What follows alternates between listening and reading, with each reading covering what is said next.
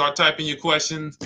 Marcus asks, why do I love leasing? I'll tell you, that's a great question to start out with, Marcus. Thank you. Everybody, feel free to start typing your questions. We'll get to as many as possible. Welcome to Car Shopping Questions and Answers. I'm your host, Deshaun, known as Deshaun, the Auto Advisor. Everything we'll be teaching today is out of my new digital book. It's called Cars from Home, 7 Steps to Saving Time, Money, and Avoiding Dealerships. So I'm going to be very thorough. I'm not going to hold back anything.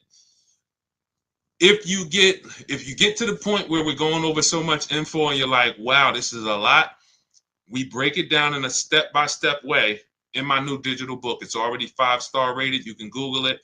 And that book has helped hundreds and hundreds of people get to below market deals from home.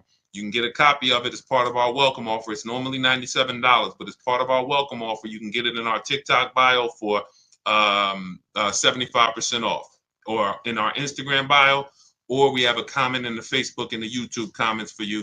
Activate your 75% off, but it's only good for 30 minutes. That's our welcome offer to you. For those of you who you like more of a, Deshaun, let's work together. Can we do this together? Then certainly you can click those same links and click Shop with Deshaun. See if you qualify for our Done With You program, where you'll be, instead of reading, we have step-by-step videos, and then we have a Facebook community where you can ask all your questions. Over 1,500 people in that community. And we do 2 coaching calls a month with me personally. So let's get to it. Let's start with Marcus's question, and just keep typing your questions, everybody. As I see more people come on, we'll keep giving you the shout outs as new people come on. All right. Marcus asks, why do you love leasing? The payments. The payments. Let me show you an example of what we call a below market lease. Now, we need to distinguish very early on, all leases are not created equal. You need to get a below market lease, which means you're finding the dealer that's going to sell you the car for the lowest amount. We do that through a bidding process. That's why our process is called Cars from Home. So by putting dealers against each other, many of you struggle with negotiations. I want you to step out of negotiating, and I want you to start making people bid. Create multiple offers. That's what we do. So when you're getting multiple offers, you're going to find the dealer that's going to sell the car at the lowest amount. Every dealer has a different price. Remember this. Don't ever think, oh, Nissan is expensive. I wanted an Altima, but Nissan's expensive. No. One Nissan dealer has a different price than another Nissan dealer, and then another Nissan. They all have different prices. So let me show you what a below market lease looks like, because that's all we care about. Here's an example. Let me tell you my story. First lease I ever got was a Pontiac G6. I worked for Pontiac. Some of you know I work for Pontiac, General Motors, and I work for Mercedes-Benz. I worked for Pontiac. I was 22 years old. I needed a car. I needed a newer car. And my sales manager came to me. I didn't even understand it. He said, hey, why don't you lease one? You know, and I had sold a couple leases. I just didn't understand how it worked. But I got a brand new $20,000 Pontiac. I was paying $256 a month. Now, I want y'all to think about this. We know a bunch of people who get their first car and they're paying $400, $500, $600 a month for a used car. Is that correct? Type $ if that's correct. Do we or do we not know a bunch of people? Hold on, I can't see everybody on Instagram. Do we or do we not know a bunch of people? Right? True, right? Okay. $400, $500, $600 a month. Now, at the time, that's what they were paying. Now we know people who are paying $700, $800, $900 a month. So it's gone up. But back then, I'm paying $256 a month. The thing about leasing is you're driving a brand new car. Okay. Yep. I see you, Olivia Bully. All right. So you're with me. Because here's the question he asked me. Marcus asked, why do you love leasing? First thing I answered him was very simple, the payments. That's not the end, though. What I get to drive. Brand new car. Every lease I've ever had, me and my wife have had, I think, 7 leases. We just got our 7th lease on an Infiniti QX60 SUV. So, and we purchased cars too. I've had cars we purchased. But here's the thing. All brand new cars. And I remember when I was 22, I was paying $256 a month for that Pontiac, but we had a friend who got a brand new Corolla and was paying $500 a month. Did she get a bad deal? No. It's a $22,000 car, add taxes, 25, finance that over 5 years, that's a $500 payment. It's not that she got a bad deal. She was taught, hey, I want a car, I got to purchase it. So let me ask you, you're a young 22-year-old starting a family, you're driving a brand new car, you're paying $256 a month, another person driving a brand new car paying $500 a month. Who's winning? The lease or the purchase? L or P? L or P? Let's go, chat. Some of y'all know. If this is your first time here, type the number 1 because y'all going to get to know what we do here. Type the number 1 if this is your first time ever on a car shopping questions and answers stream with us. Arturo, good to see you. Rosa, good to see you. Shirley Johnson, good to see you. Jess, if this is your first time on the show with us, good to see you. Susan, all right. Eagles, I see you. Rosa, I see you. Lauren, good to see you checking in. Love, good to see you. All right, Olivia Blue, this your first time. Glenn Coop. All right. So for those of you, this is your first time, the way you get the most out of what we do here is stay by the keyboard. Stay by the keyboard because this is active. We're only here for about an hour and then we're out. We can go back to doing what we were doing, but God willing, you don't go back to car shopping the way you were car shopping. We can change the way you car shop on this stream, but you got to be tapped in. So that's the difference. The person who's leasing is paying far less. Now, let me give you an example of somebody like one of your peers. Forget about me. Look at somebody like, let's take Zafrina. Now, Zafrina got a 2024 Jeep Grand Cherokee. Look, $579 a month.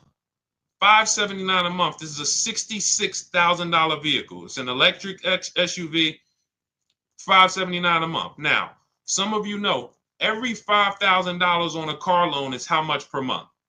I don't expect any of you who this is your first time. Good to see you, PJE. Good to see you. 39, I see you. A lot of first-time people on here. But for some of you who know, you know what we teach. Every $5,000, Chuck Gibson, my man, good to see you. First time on YouTube. Thank you, Marcus. $100. So I want you to burn this into your head, everyone. Whenever you look at a car, every $5,000 on that price is about $100 per month. So when you look at a $20,000 car, and I want you to get used to associating the payment with the car without a down payment. Because if you go in like this, now you'll know how to control. No one can manipulate you. You look at that $20,000 car, you say, okay, that's going to cost me about $400 a month if I finance it, no money down. 5-year loan. Okay, $30,000 car, $30,000 loan, $600 a month. $50,000 car, $1,000 a month. See, this is if you purchasing. This is not leasing. Those of you who are purchasing, you need to have this rule in your head. So when you go in, good to see you, Dame Presley, Christina Mendez, a lot of people on TikTok checking in. When you go in, no one can manipulate you. See, you know how you get manipulated? You walk in, you look at that $50,000 car and you say, hey, get me the $600 a month on that. Now they know they can't get you the $600 a month unless they you're going to have to put a lot of money down or they're going to put you on like a 96-month loan and you're still going to put a lot of money down and you're still not going to be at 600. You don't know what the car cost. And when we look at leasing, you're not paying for the whole car. So let's go back to Zafrina. Zafrina is paying $579 a month, no money down for a $66,000 vehicle. That would normally be $1,100 a month. If she went in and said, okay, $66,000, how much is that vehicle if I wanted to get a loan on it, just purchase it, no money down? Because her lease she did with no money down. So we're working apples to apples. E.L. Harper, good to see you. They say, okay, it's going to cost you about $1,100 a month. She's paying $579. So most leases are 3 years. We don't do 4-year leases. Marcus, you follow up with Marcus just followed up with the why 39 months. We only lease for 3 years or shorter. You never want to take a 4-year lease. I'm going to tell you why. You're paying too long for a car you're giving back. You're paying too long. Good to see you, Daniel Adams. You're paying too long for a car you're giving back. The key with leasing is adding up all the payments at the end of the 3 years and saying, how much did I pay for this car over 3 years? When you do that, you'll see, like, let me give you an example. This is the Infiniti I just got, 2025. We just picked it up. 2025. Now, this is a $54,000 vehicle, if y'all can see it. $54,000. Okay? My payment on this vehicle is $499 a month. I put $1,270 down. $1,200. I gave them my first payment. I gave them the motor vehicles and the dock fee, came to about $1,270. My payment's $499 for 36 months. Now let's add that up. Remember, $54,000 vehicle. How much would that be if we took a loan on it? Somebody tell me, based on our rule of $100 per. What's up, Zachary Hoffman, Ernest Pearson? A lot of people on TikTok today. Good to see y'all. How much would this car cost? I can't see everybody checking in on. It doesn't tell me when somebody checks in on Instagram. But how much would this $54,000 car be approximately? Yep, little under $1,100 a month. If we just went in and we just said, hey, finance me this car, 5-year loan, no money down, I'm gonna be about $1,100 a month. Now, let's add this up. I'm paying $499 a month for 36 months. That's $17,964, and then I gave them about another $700. $18,600 is what it's costing me over 3 years. $18,600. Now that is what we call a steal. It had a great lease program. They took off $8,000. The dealer that won the bid took off $8,000, beat all the competition. So you don't need to get a lease that aggressive. Look at Charles' lease on his Palisade. This is what we call a under 1% lease. But look at Charles' lease. Charles got a Palisade, 2024 Palisade. Look, he said he used our system. He reached out to 3,500 Hyundai dealers from home. He got 10 quotes back. And he said his payment on a almost $49,000 Palisade is $597 a month. $597 a month. You add these payments up, it's nowhere near how much money would be coming out of our household if we purchase. It's not even close. So then you might say, Deshaun, what's the benefit of purchasing then? It's for the long term. That's why, everything I'm teaching is out of our 7-step Cars from Home system. It's the 7-step system in my new digital book, Cars from Home. But step 1 is what we call the most important question, which is how many years are you going to keep the car? If you're not keeping the car 8 years or more, you should not be purchasing it. You should be shopping for a below market lease. For those of you who are like, Deshaun, who's a long-term person? You keep your cars 8, 10, 12 years. Let us know. You're long-term. 3, 4, 5 years, 6 years, you ain't even thinking about that.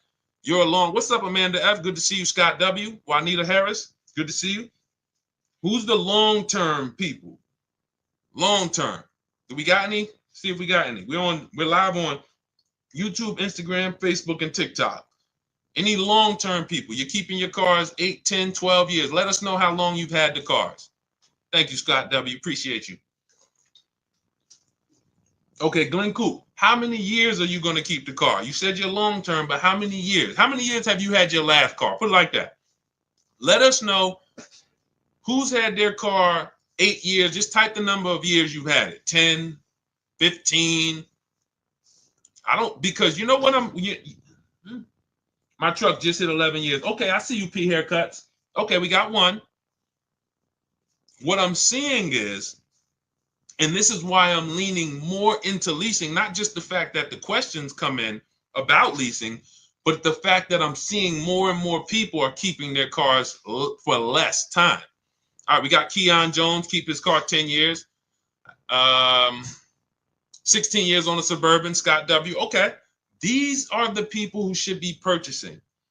and you need the Glen Coupe has a 2015 Equinox. Okay, so you're approaching the 10-year. Yeah, you're right about 10 years. So let's consider this.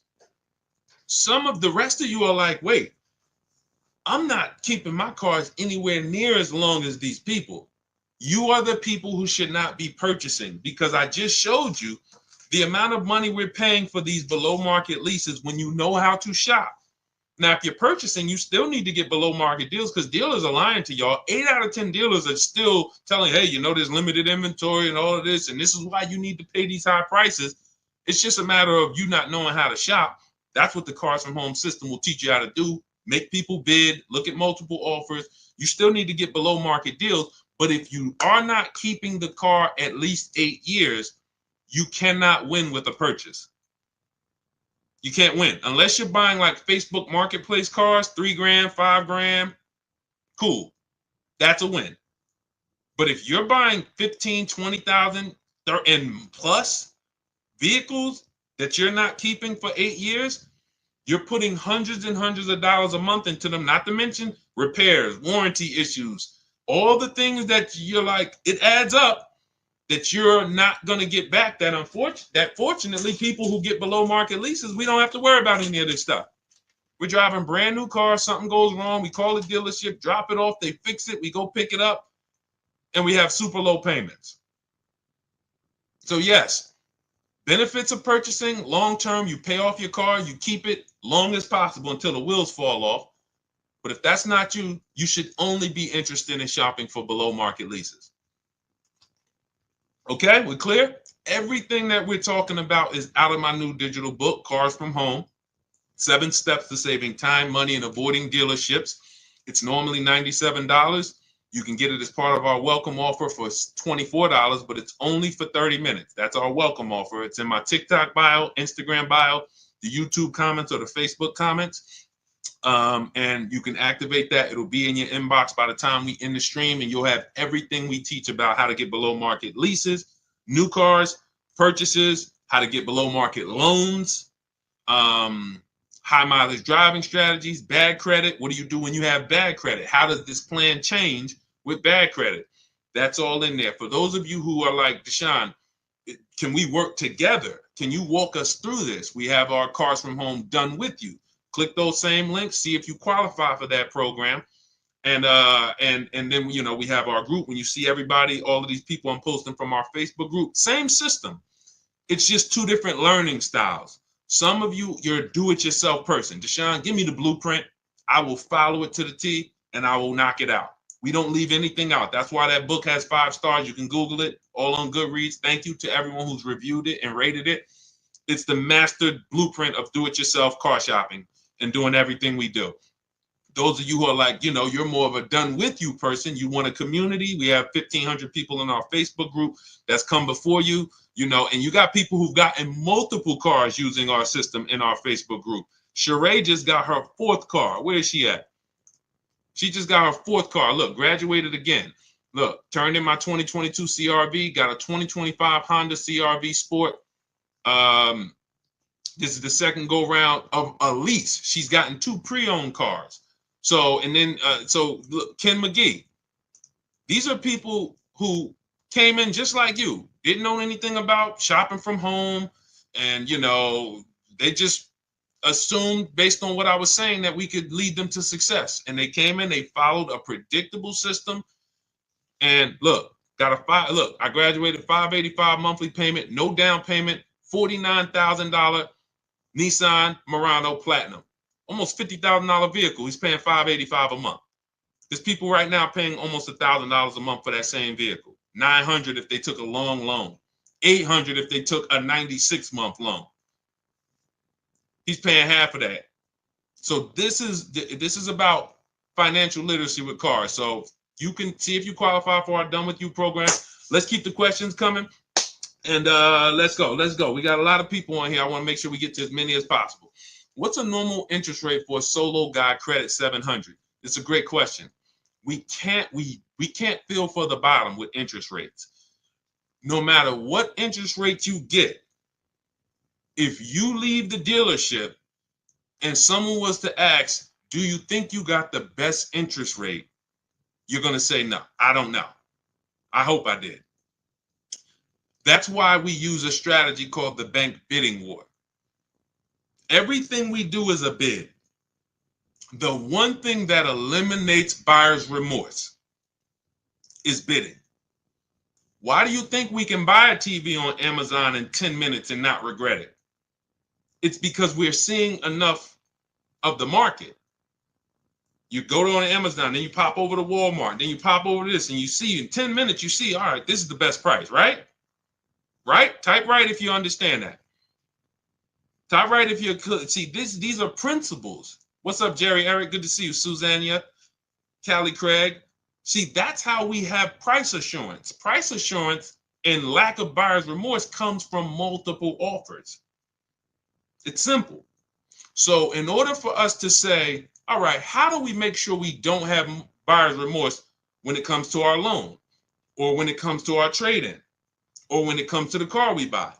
We need to make sure we see enough offers to know that we got the best. And notice, dealers are going to try to keep you from getting more offers. That's why they think you need to be there to do business. See, that's all works into, hey, if I can keep you from shopping other offers, I can make sure I'm controlling the price, which is why we focus on cars from home. So how do we employ this bank bidding war system? Credit bureaus allow, and anybody can Google this. Okay, I see you, Tips Notes. Wait, I'm sorry. Tips and Toes. Good to see. All right, so everybody's following. I'm glad to see everybody's tracking on this. This is what, we'll get to you too, Tanya Rails. Make sure you get Tanya Rails on Facebook too, Dolan. But hold on, let's finish this up because we're talking about how to make sure we don't have buyer's remorse with our interest rate. A lot of people don't know that the credit bureaus, the people who rate our credit and sell that score to people, they allow us to shop and have multiple banks and credit unions access our credit, but it has to be within a short period of time. It's called the rate window. So if you Google rate shopping, you can verify this. So what they say is, in a short period of time, you can have a bunch of people access your credit with a hard pull. And at the end of that window, it's going to weigh on your credit as if it was one hard pull. So if one hard pull would have weighed your credit down 10 points, you can have 15 of them in that window and it's still going to be 10 points. This is how we move, which is why we never do a pre-approval with a hard pull. Who's ever gotten a pre-approval with a hard pull? I'm going to tell you what the bad part is about that. And look, see, if you get the mindset that none of these people want me to shop, if you can burn that into your mind, oh, the dealers don't want me to shop, correct. The banks, even my banks, they don't want me to shop them, correct. That is the mindset. So when you get the hard pull, it's going to drop your credit. But here's the bad part about the pre-approval, has an expiration on it. So they'll send you out with a pre-approval. Hey, Mr. Williams, good news. Hey,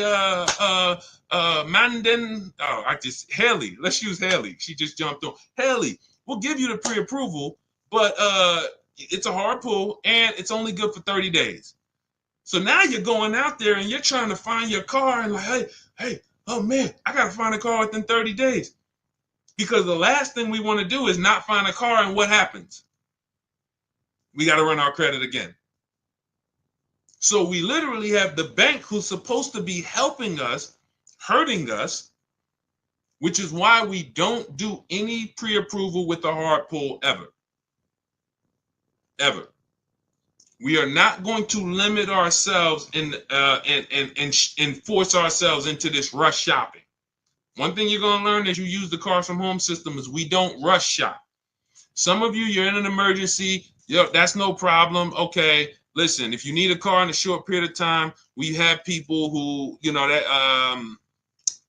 Ansley got a 1% lease. When he got his car, he came in and used our system. Our system is designed to go through in seven days. You can get your car in 7 days below market deal. That's not a problem. You can see here, he says, look, one car down, he had 2 more to go. 2024 QX60 Lux, $58,000 car. He got it for $554 a month. He said, look, I started the process Saturday, accepted a deal Monday. That's it. He started on a Saturday. He had his offers coming in on Monday, and he was good. So it's not a matter of time. It's a matter of knowing what to do. But what we don't want to do is make emergency shopping our norm. Because a lot of people, you think, oh, if you come in and tell a dealer, hey, I need a car by next week, that hurts you. We don't want to be emergency shopping all the time. You want to be in a position where you can say to a dealer, hey, yeah, I can make a deal today for sure, but I don't need to make a deal until, 3 months from now. Your ability to say no is leverage. So we don't want to continue to always be emergency shopping all the time. And with our system, you won't be. Some of you, you're emergency shopping because you have so much anxiety, you just wait and put it off. And next thing you know, it's like, oh man, now I need a car. And now you're going in and this is all working against you. So we are not running our credit until we found our deal. This is going to sound way different than what you've been taught. If the banks were giving soft credit pull pre-approvals, we wouldn't need to do this. But they're not. Because they're trying to lock us in, they're no longer doing these soft credit pull pre-approvals. If you can find one, if your bank does it, that's what you want to do. Soft credit pull pre-approval. Tell me around about what you think my interest rate would be, and then let me go shop.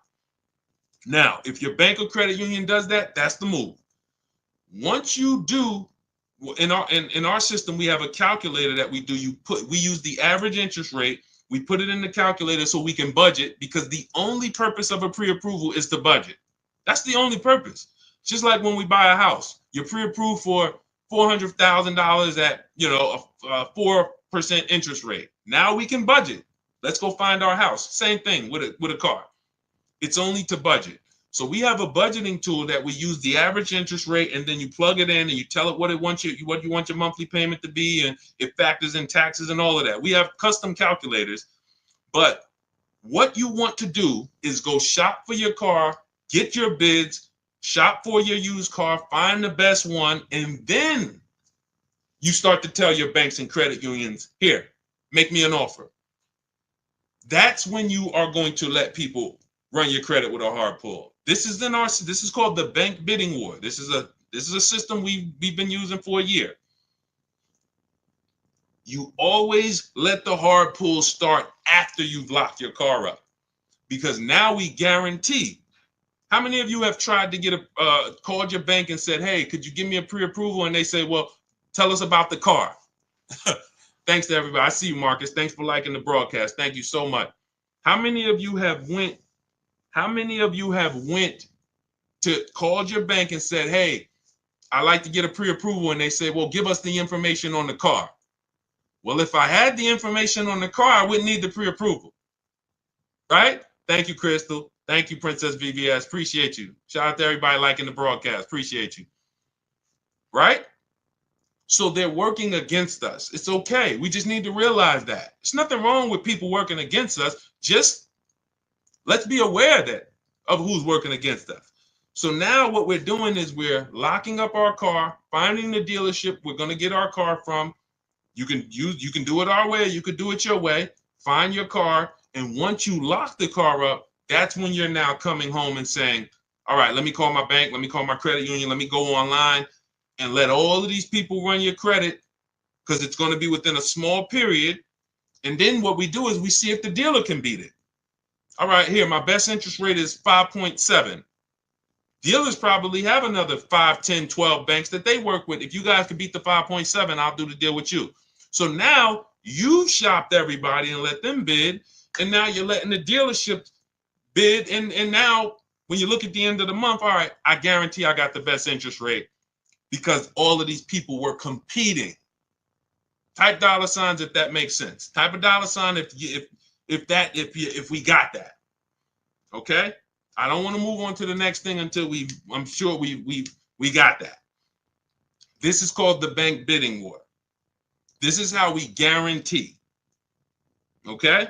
Okay, I see you tips and toes. All right, I see you, Princess V. Okay. All right. This is the bank bidding war. This is how you guarantee. The only way, look, I need you getting to a point where you no longer are buyers. If you can walk out of dealership and I can come to you and say, hey, Al Berrigan, good to see you. You just got your car. Hey, you think you got a good deal? Yeah, Deshaun, I think I got a good deal. Would you bet $1,000 that I can't find a better deal? Oh man, no, I ain't gonna bet that. All right, listen, how much did you get for your old car? You traded it in? Yeah, they gave me like, $12,000. Would you bet $1,000 that I can't find somebody that would have paid more for that quicker? No, I ain't gonna take that bet. No price confidence because there's been no bids. But if you bid your car out to CarMax, Carvana, in step 2 of our process, we have a 7-step process. Step 2 is the equity assessment. We're getting bids from CarMax, Driveway, Carvana, KBB Instant Cash Offer, Car Gurus Cash Offer, AutoNation Cash Offer. 6 offers we're getting. Takes us 20 minutes. So now if he bids that out and you say, hey, you think you got the most money? Yeah, of course I did. Because I let all the people who buy cars make me an offer. When we bid out our loan, when we sit at home and we see the entire market on a used car, every used car within 100, 200 miles of me, I seen it. I made sure I got the lowest one. I'm shopping for a new car or a lease. I'm talking to 25 dealers in our system. We have something called the 25 to 5. We reach out to 25 dealers all online. We're not talking to these people. So those of you who are like, I don't like to talk to salesmen, we don't talk to them. I wrote all the scripts for you. You got all the emails. You just copy and paste them. We know everything they're going to say because I had to use those same scripts they used, and we keep the conversation going. When you get those offers, we're reaching out to 25 to get 5 offers. Price confidence. Price confidence always comes from bids. It's the only way. All right? Great question. Everything we're going over so far, everything I'm teaching is out of my new digital book. It's called Cars from Home, 7 Steps to Saving Time, Money, and Avoiding Dealerships. Saving time, money, and avoiding dealerships. It's normally $97, but as part of our welcome offer, you can get yours for $24. That's 75% off, but it's only for 30 minutes. That's our welcome offer. You head to my TikTok bio, Instagram bio, the YouTube comments, or the Facebook comments. Once the timer hits 0, the price is $97, and it's worth every penny. That book will save you thousands and thousands of dollars as you use it. So it's not a question. But listen, if you get there before the timer is up, you got it for $24, and it'll be in your inbox by the time we end the show. For those of you who want to work together, you want to see, hey, can we work together? We have a Done With You program where instead of reading, you're actually watching short videos. And we have a Facebook group where you have a support of a community, over 1,500 people that have come before you in that group. And we have 2 coaching calls a month with me. So you can actually, if that's your learning style, see if you qualify. Just hit the button that says Shop with Deshaun. See if you qualify for that. But either way, just use what we're talking about. If you can get it from these streams, you use what we're talking about, so that you can start to have confidence in your car buying purchases, and so that you can save all the money that you should be saving. Frankly, I don't want to give $1 up that I didn't have to give up. And many people are giving thousands of dollars up that they should not be giving up to these dealerships and banks. All right, go ahead, Dolan. Let's keep the questions going. That was a great question. We had to go into detail about the bank bidding war, but we got a lot of questions, so we're going to try to get through as many as we can. I think Dolan is trying to, he's trying to go through them. Okay, I struggle with leasing only because of mileage. I travel too much. This is a great question, and this is a misconception. In my book and in our system, we have two different strategies for high mileage drivers. If they're short term is we're not keeping our cars 8 years. And then we have one for long term. Because here's what typically happens with high mileage drivers who purchase their cars. You're buying your cars, you're putting a ton of miles on them, You're depreciating. Thank you, Pastor Frank. Thank you for running the lights up. Shout out to everybody who's running the lights up on TikTok. Thank you. When you see the way the value of a car falls through the floor for a high mileage driver, it's amazing. You get a $40,000 car, they put 100,000 miles on it in 3 years, 4 years, and the car is worth half. They're depreciating their car way worse than the average driver. So with that being the case, you need to take different steps. The last thing you want to do is take out a normal loan.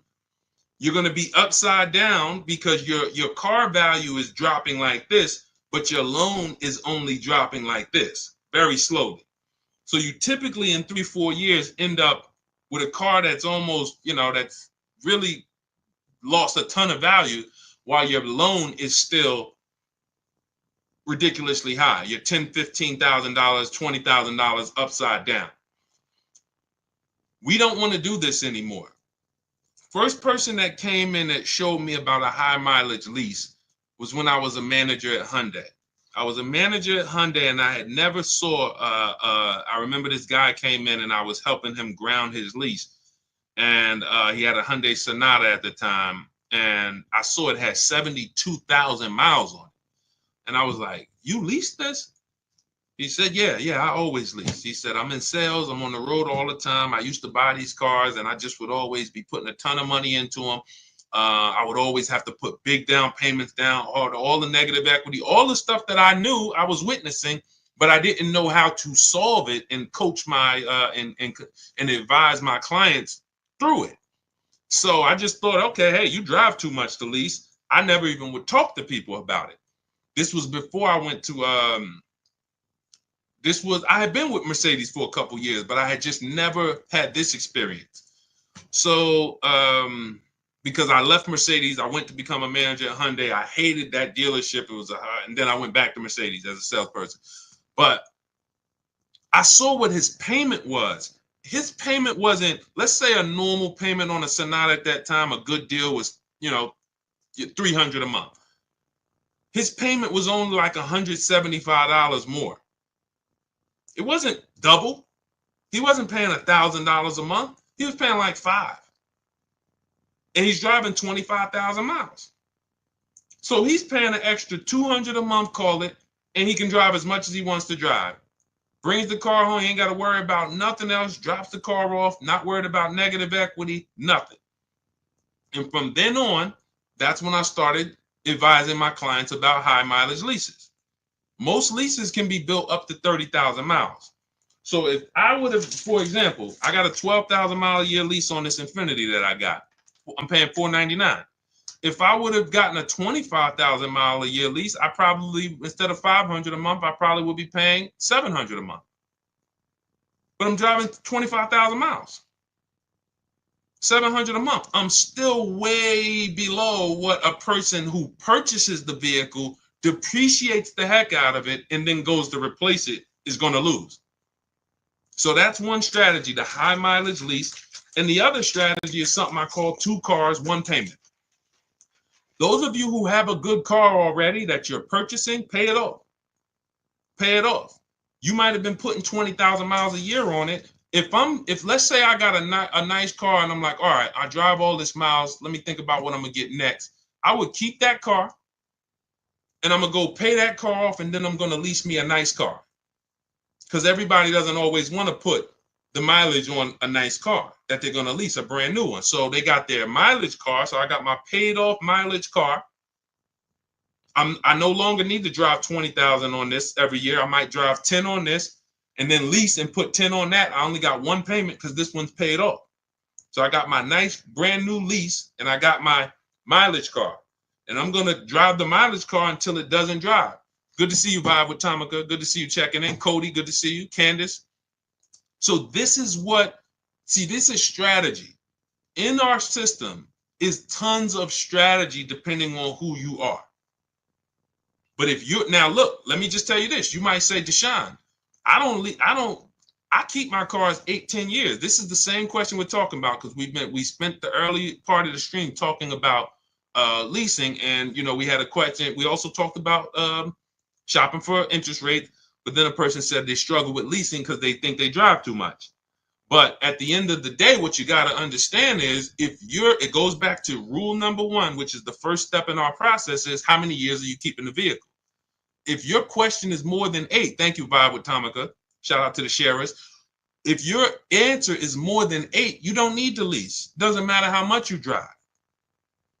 Leasing is for people not keeping their cars 8 years. Does not matter how much you drive. If you're going to keep the car 8, 10 years, put 20,000 miles on it. Just go find a car that is capable and quality and goes the long run. I'll buy a car if I was, 20,000 miles a year, 25,000 miles a year, put 200,000, 300,000 miles on it, and just replace the car after a while. I get up one day, the car is not going to start. Man, it got 300,000 miles on it. I'll go get me another one. No reason to lease. But if you're not keeping 8 years, you should not be shopping for a purchase. Below market purchases, below market leases. Below market purchases are for people keeping 8 years or more. Below market leases are people not keeping 8 years. Very simple rule. And it's a rule. People who are in Cars from Home, the people who use our system, the people who learn from us, they know this is a rule. We don't break it. We don't break it. All right. Niche, good to see you checking in. Alex Kuya, good to see you. Call me Meister, good to see you. A lot of people checking in today on TikTok. All right, let's go. Let's get a couple more in. We got some more time. Let's get to as many more as we can. Type your questions. We will try to get to as many more. Let's not forget Tanya. Oh, wait a minute. Tanya, what about the extra mileage you made go over?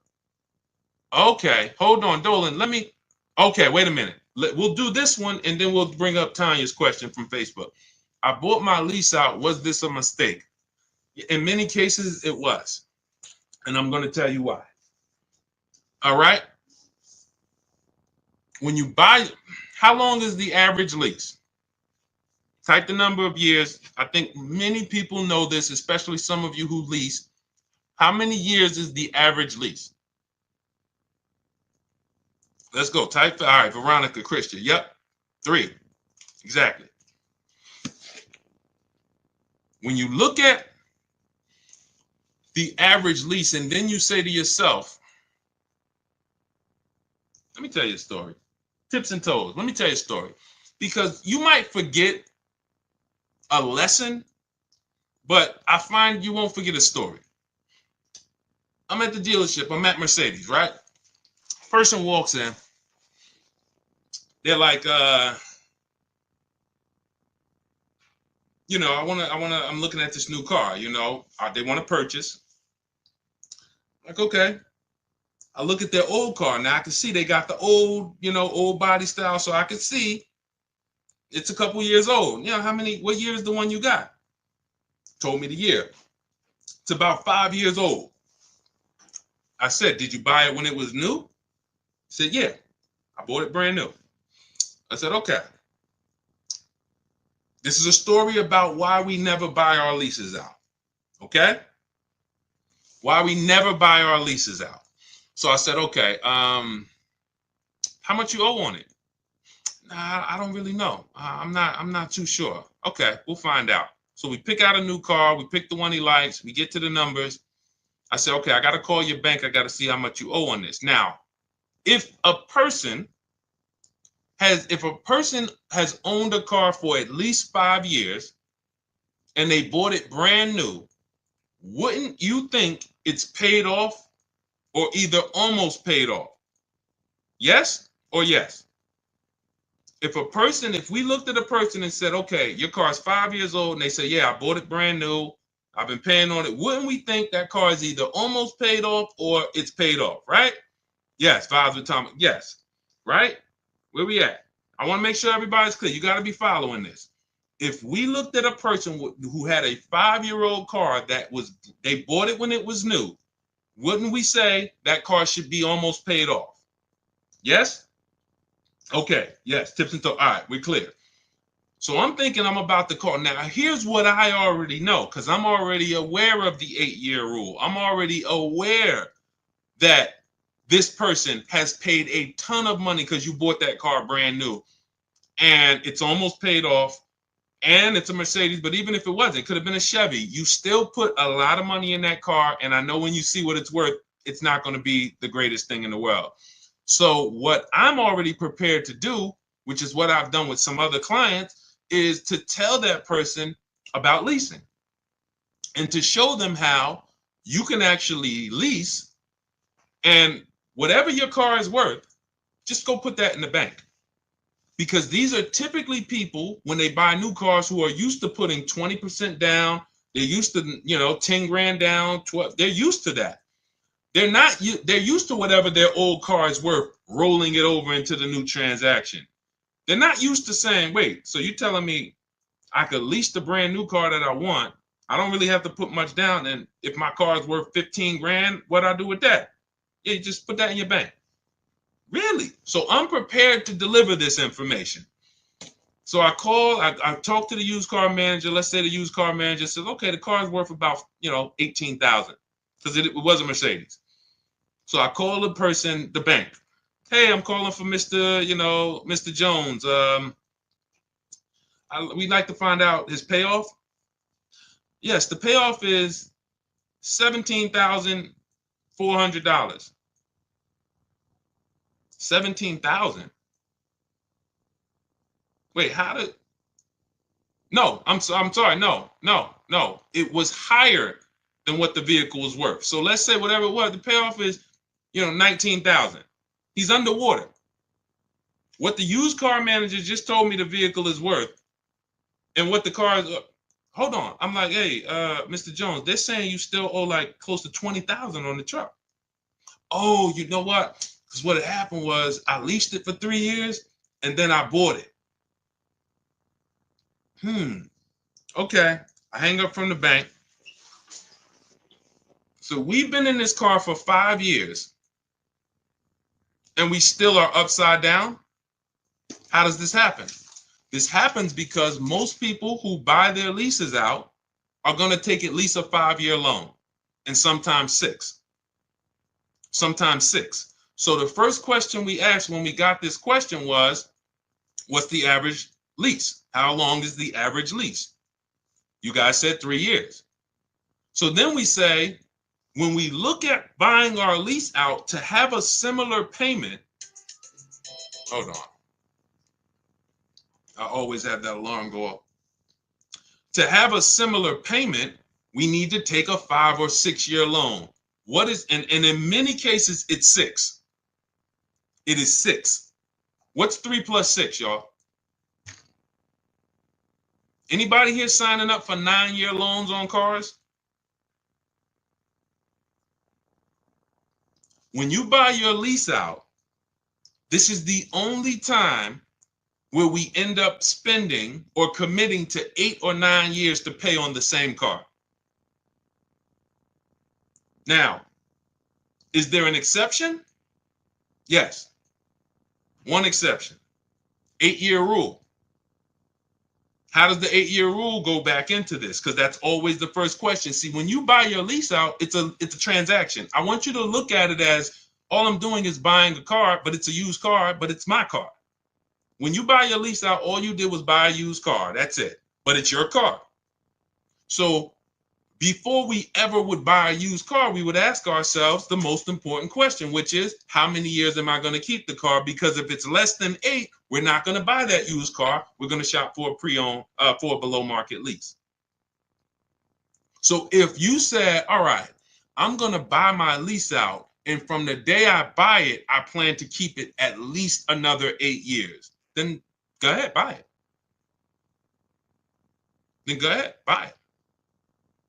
That's the exception.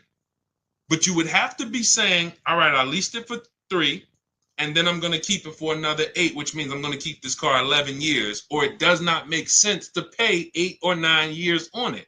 And mind you, when you look back and say, I kept it 11, hopefully it's longer, because to pay on a car for 8 or 9 years, you want to at least enjoy 3 or 4 or 5 years with no payments.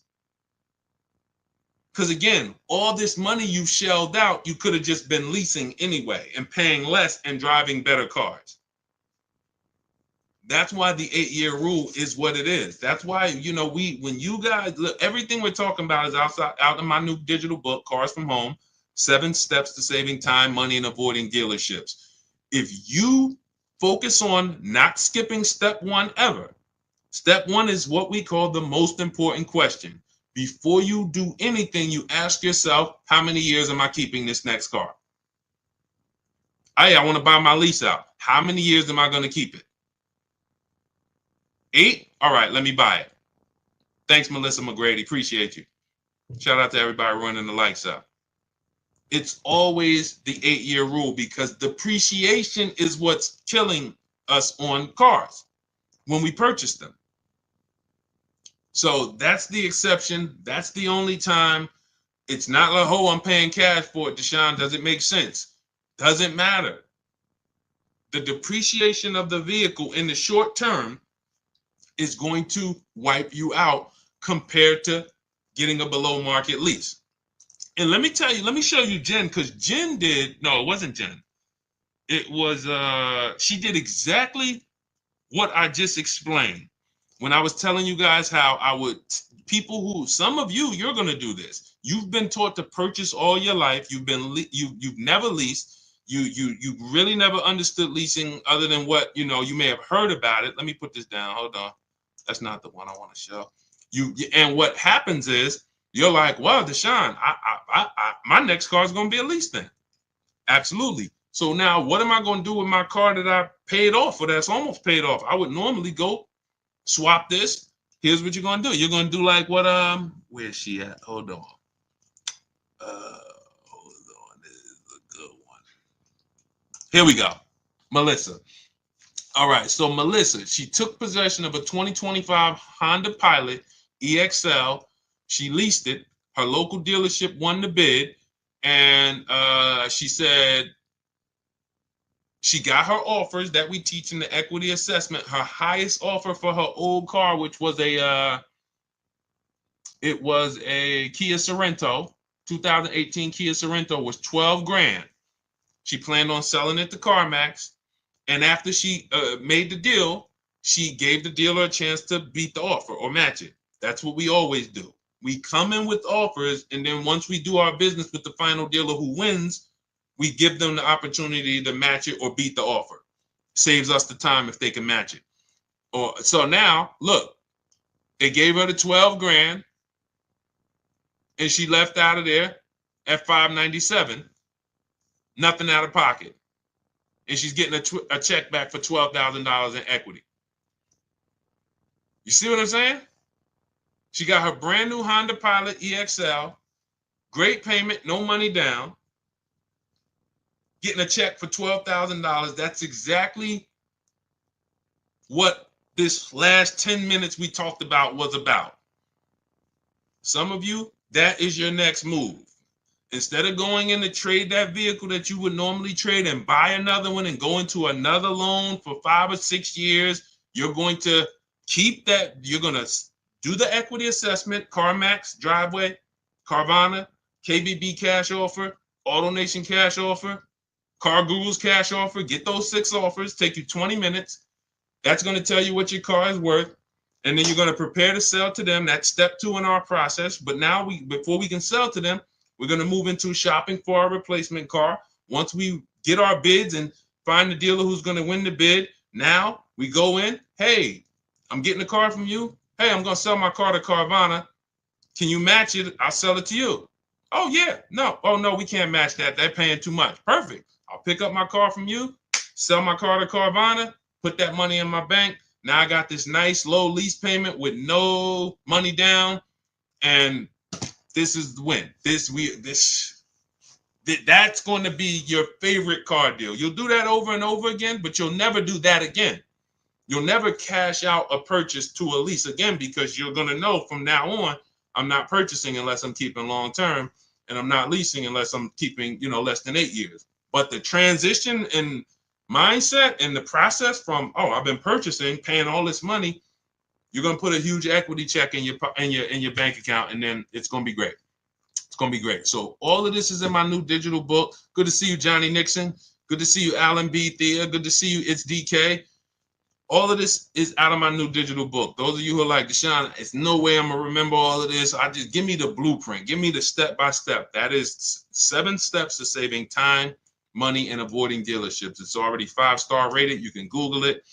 Thank you to everybody who's reviewed it. It's normally $97, but as part of our welcome offer, you can get yours for $24, but it's only for 30 minutes. You go to my TikTok bio, my Instagram bio, click the picture of me, or YouTube comments, Facebook comments. We have a link there. When you click that, activate your 75% off and get your book for $24. It'll be there. You have everything we teach about below market leases, below how to get below market purchases, below market used cars, bank bidding war. It's all in there step by step. So you just follow each step, check off each step as you do it.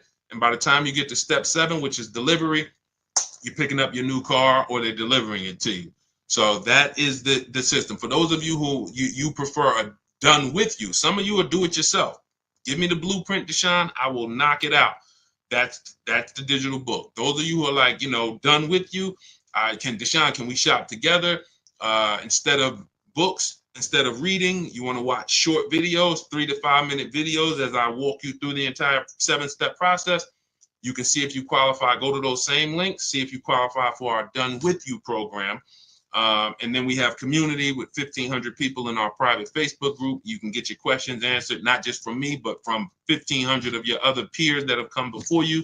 Use this system. And then we do 2 coaching calls a month. You have up to 6 months of coaching calls with me personally as I help you get acclimated into the system. So when you see me share all of these pictures are from members of our private Facebook group. This is India. She got and she joined a year before she got her car. She said, I joined last year. She didn't need a car at the moment, but she said, I got back. She ended up shopping, got her 2024 Hyundai Elantra, 36 months. This was a $29,000 vehicle. She's paying $365 a month. No money down. $365 a month, no money down. This is what it's about. They're not me. I'm sure all of you know that I can do this. The reason why I showed them is because this is you.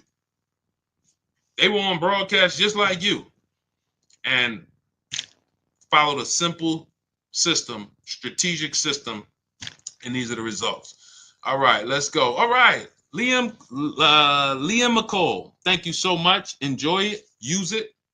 Use it like the biggest weapon in your tool belt. Stay on steps. Don't jump ahead. Don't think, hey, I noticed Deshaun didn't talk about that. You'll notice that I ordered things in a particular way. It's for a reason. Well, I normally do this up front. Well, leave your goal, leave your strategy in the background. That's why it's about unlearning. Unlearn, relearn. Unlearn everything you were taught about car buying and come in and just follow each step. And when you get to the goals, you'll be like, okay, I see. Oh, wow. All right. I see why we do that here and not back there early. Tanya Rawls, good to see you. Tanya Rawls, what about the extra mileage you may go over? My friend ended up paying an extra $3,600 for mileage. Now, this happens a lot. Who's heard of a case like Tanya's? Who's heard of a case where people leased, or maybe it was you, and you didn't get enough mileage, or they didn't get enough mileage and they end up getting penalties? Who's heard of that? And they'll swear off leasing. See, that's what I'm gonna just buy it. And sometimes they buy the car. That's a bigger mistake. Oh, I went over mileage by 15,000 miles. I'm gonna just buy it. Horrible mistake. Financially, horrible. But here's what happens. In step 3 of our process, this is where we're structuring our deals. I have something in our lease strategy called choosing your mileage wisely, where you simply are accounting for how much you think you're going to drive. That is important. And then we're saying, okay, I'm going to drive 15,000 miles per year. I'm going to drive 14. I'm going to drive 12. That's what now, all of our lease offers, we always shop with 12,000 miles. We're always shopping our lease offers with 12,000 miles, only first payment due at signing, taxes and fees go into the payment. because that's how we judge our offers. You're going to learn that you can easily judge lease offers when you're not putting money down. When you have a dealer who says, all right, put $3,000 down, you're at $480 a month. Put $4,800 down, this other dealer says you're at $3,700 a month. This other dealer says put $2,200 down. No, all of you work with just first payment so that we're all working apples to apples. And that allows us to judge whether it's a 1% lease, where our payment is 1% of the MSRP or less, and then up to 1.5%. We haven't talked about the 1.5% rule. That's our threshold of when we're now overpaying for a lease. When you go over 1.5%, you're overpaying for the lease. It doesn't make financial sense to lease that vehicle. So what happens is people will know they don't drive 10,000 miles per year, but they're in a dealer and they're working a lease deal, and the dealer is like, hey, well, your lease payment's going to be $490 a month. And they're like, okay, well, I need to get to like 400. And they're like, well, you can't get there with the 12,000 miles. Or they know they drive 15. You can't get there with 15,000 miles. Okay, how much if I do the 10? Never ask these questions. These questions should never be asked. You drive 15,000 miles per year, right? Yeah. So why would you be considering a 10,000 mile a year lease? To save $40? To go from 10 to 12 is 20, 25 bucks. To go from 12 to 15 is 25, 30 bucks.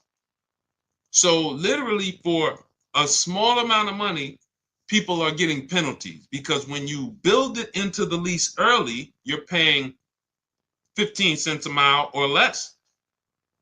When you're penalized for it, you're paying 25 cents a mile. So let me give you an example of somebody. Look at Jen. Jen knew she needed 18,000 miles per year. Now, we always shop, as I said, with 12,000 miles. Where's Jen at? Her smiling face always sticks out. Here you go. All right. Now, Jen knew she needed 18,000. We always shop with 12, whether you need 10, whether you're doing a low mileage lease on an exotic car. I don't care if it's a McLaren. You might say, Deshaun, I want to do the 5,000 mile a year lease. Okay. We're always shopping with 10. If you do 25,000 miles, we're always shopping with 12 rather. Once we shop with 12, we judge the deal. 1%, 1.25%, 1.5% to determine the value. Then we adjust to the mileage we need when we find the winning dealer. So you can see, she shopped her offers, $39,000 Honda CR-V hybrid, $512 a month she got. That ended up being a 1.3% lease. That shows the value is there. 1.3, great lease deal, but I need to adjust the mileage now.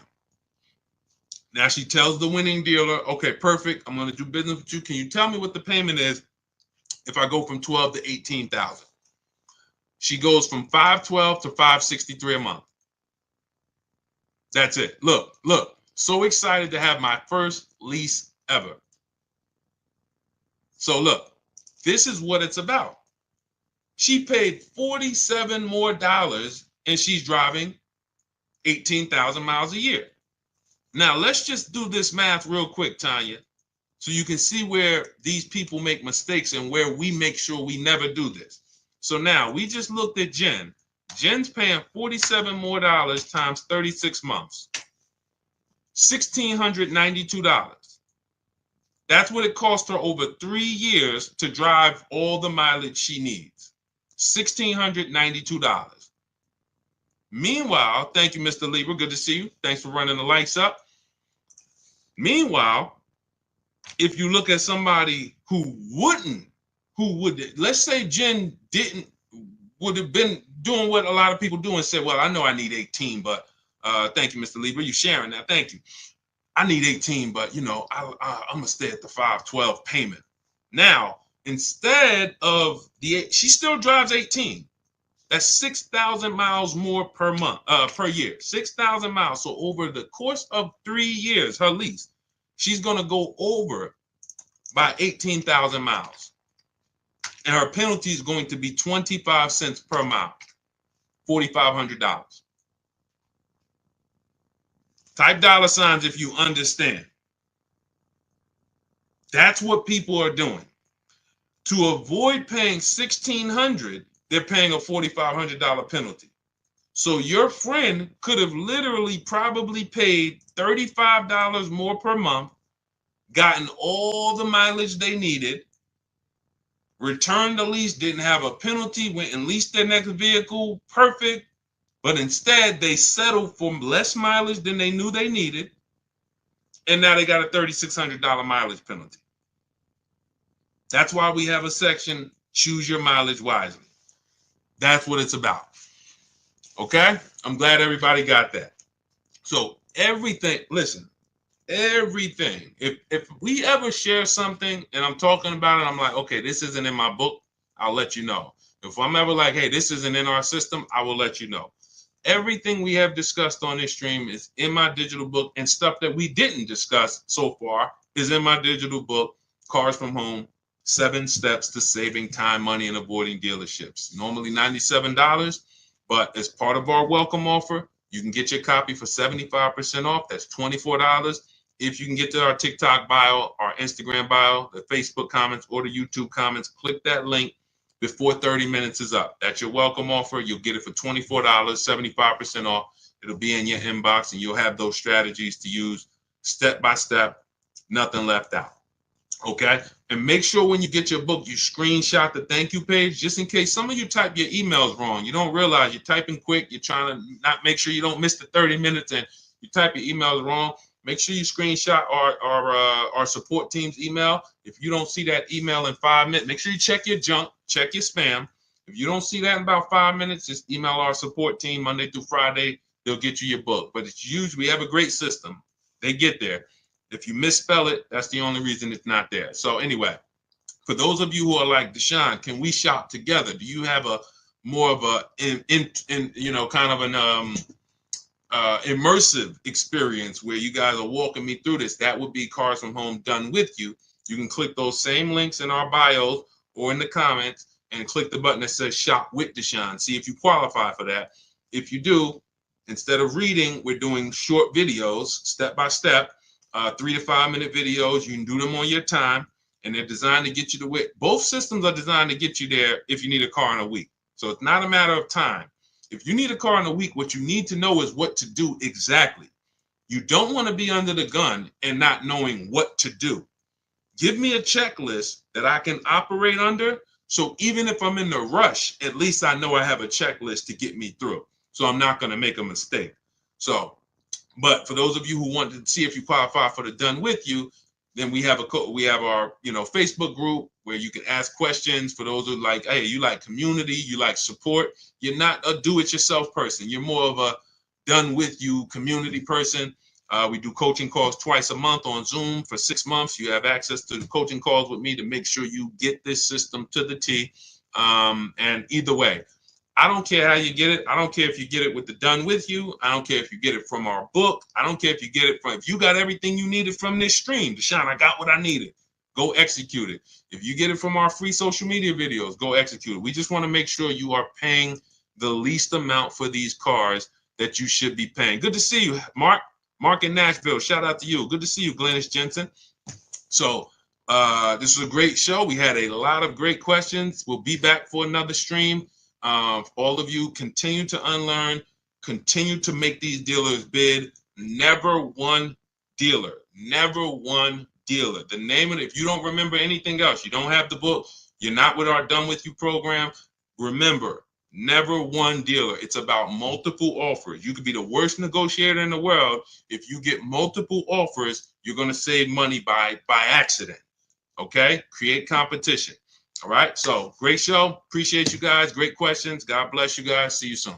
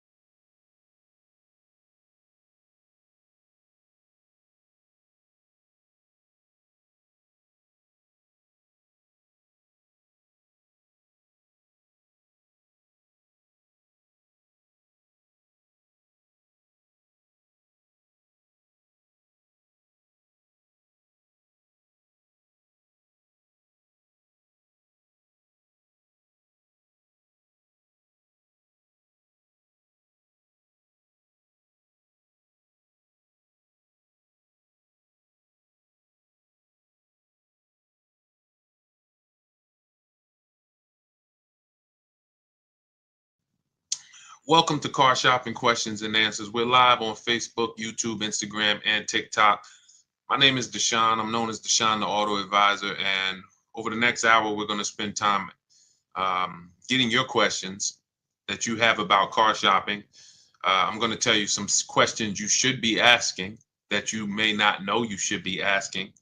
And then, feel free to ask ask any question. I have my man Dolan in the background moderating. So we're going to try to bring in all the questions we get from every platform to make sure that nobody is left behind. So feel free. Who's car shopping, right? Well, I always like to ask as you come in, if this is your first time on the broadcast, just type a number 1 so we can send a welcome to you. Willie B, thanks for liking. I see. Shout out to everybody hitting the likes. I appreciate you, Willie B, for.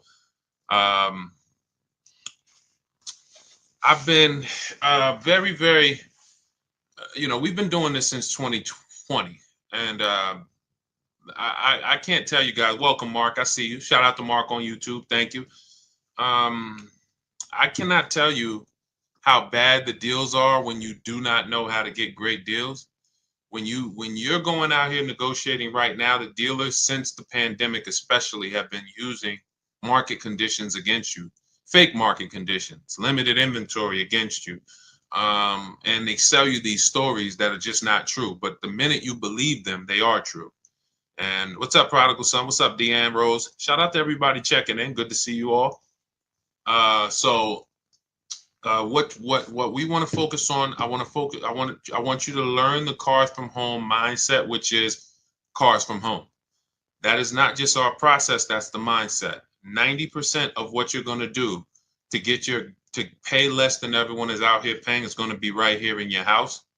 It's going to be at work. It's not going to be in dealerships.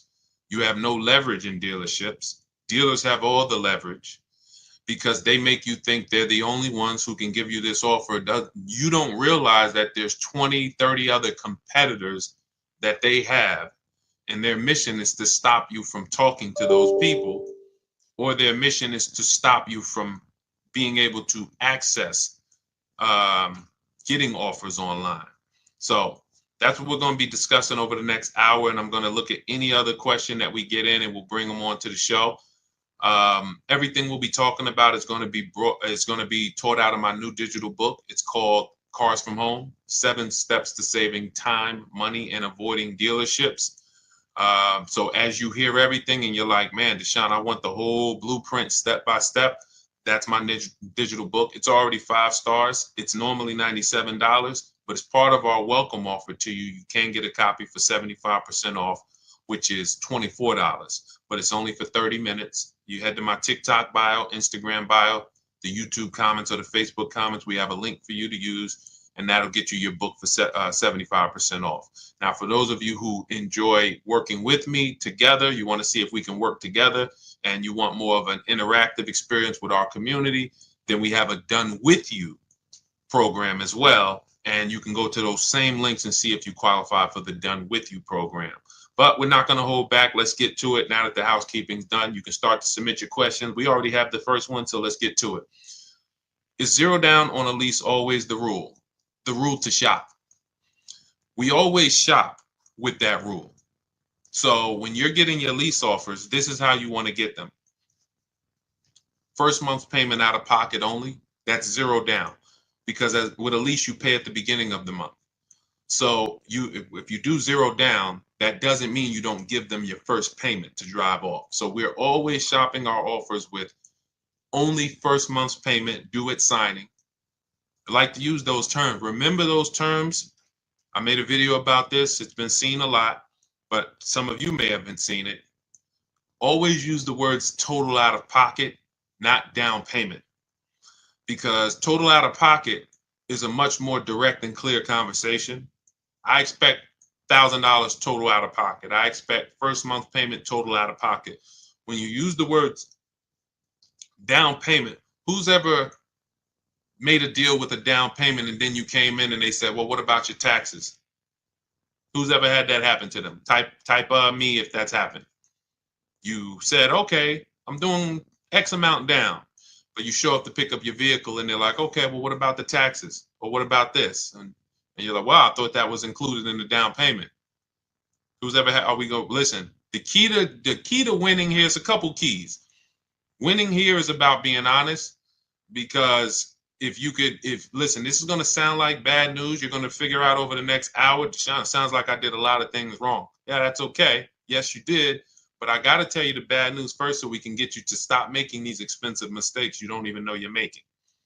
So I see you. For the people who are being honest, you understand. The reason that happened is because down payment is an ambiguous word. So it can can mean total out of pocket, but some dealers could spin it and say, well, no, that was just your down payment. So we like to use the word total out of pocket. So we always shop lease offers with total out of pocket, first month payment, and 12,000 miles per year. And we get our offers with the taxes and fees in the payment. Now, you must get at least 5 offers for a lease for you to see what the below market lease is. Because we've been doing this, besides my experience with, since 2006 being in the car business, I've personally, since 2020, helped hundreds of people personally shop all over the country. And I know that if you don't operate with 5 offers, you're not going to be able to see that 3 to 4 of them are going to be overpriced. Big mistake that they've programmed you. Shout out to the sharers. I see you. Thank you. Thank you, Art. I see you, Kim. Thank you so much. Appreciate everybody who's tagging somebody. Listen, your friends will be mad at you when they come and tell you that, hey, listen, I bought this car and I got ripped. I hate they ripped me off, and then you say, hey, you should follow this guy Deshaun. Hey, how long you been following him? A year? I watch his stuff all the time. Well, why didn't you share it? So share with your friend so that we can protect these friendships. Because when people lose on cars, they get very mad. So we want to stop them before they actually go make these mistakes. But that's what you want to do. You need to shop your offers with first month's payment, put the taxes and fees in the payment, get your offers, and you need to get at least 5, because then you're going to see, wow, 3 or 4 of these are overpriced by a lot. So, when you hear people say, oh, I got a quote from Nissan, they're expensive. No, that one Nissan dealer is expensive. You need to get another quote from a different Nissan dealer, which is why everything we do is from home. Because most of you are like, oh, man, Sean, I got to drive from dealer to dealer to dealer. No, we don't do that. We make our deals in literally 90 minutes, 2 days, a couple days from home, couple hours from home. And that's how we're able to talk to multiple dealers at once. And we don't even, if you're using the Cars from Home system, you're not even talking to dealers, because I wrote all the email templates that we use to communicate with multiple dealers on their websites and inside their dealers. So we're not even talking verbally to them. Everything is being typed. What's up, Kelly? Good to see you, Hudson. K-Swish, shout out to the people checking in on TikTok. So that's how you want to do it. That's the rule. Now, when do we put down payments down on leases? To answer the final part of your question that you didn't ask, well, we put down payments down on leases to lower our payment once we know we have a below market lease. Once we know we have a great deal on a lease, 1%. Some of you have heard of the 1% rule. Once it's under the 1.5% rule, those of you who don't know, you can feel free to ask about that. But some of you who know what we teach, the 1% rule has been around for decades. The 1.5% rule we created as a way to make sure you're not overpaying for your leases. So once you get your 5 offers, if it falls in that category and you're like, wow, great deal, but I want to lower my payment a little bit, that's when we put money down. See you, Greg. Thank you so much. Welcome, Samuel. That's when we put money down. So money down is, if you don't do it that way, what you're doing is you're trying to buy your deal. You're trying to say, oh man, I got a good payment, $399, $4,000 down. You bought your deal. That's not a deal, because when you take the down payment away and you look at what did I pay for this car, you're going to see, wow, okay, that actually was an overpayment. So that's why y'all notice when you're talking to dealers, what is the first question they ask when you start talking about the numbers? Don't they? How much can you put down? Right? Right or right? Stay by your keyboard, y'all. Come on. I see you, Vanny. I see you, Val. Stay by your keyboard. Let me go to my people on Instagram. Because in order for you to get the most out of what we're doing, you gotta stay engaged. The people who are going to get the most out of what we're doing, we're on 4 platforms right now live. I see you, Pam. Good to see you, Pam Erickson. I see you, Chief B, Instagram. You guys, the people who engage are going to get the most out of what we do. If you're sitting there and you got this playing in the background, that's not to say you can't get anything out of it. But for sure, yes, Devin, this is how you're going to get the most out of it.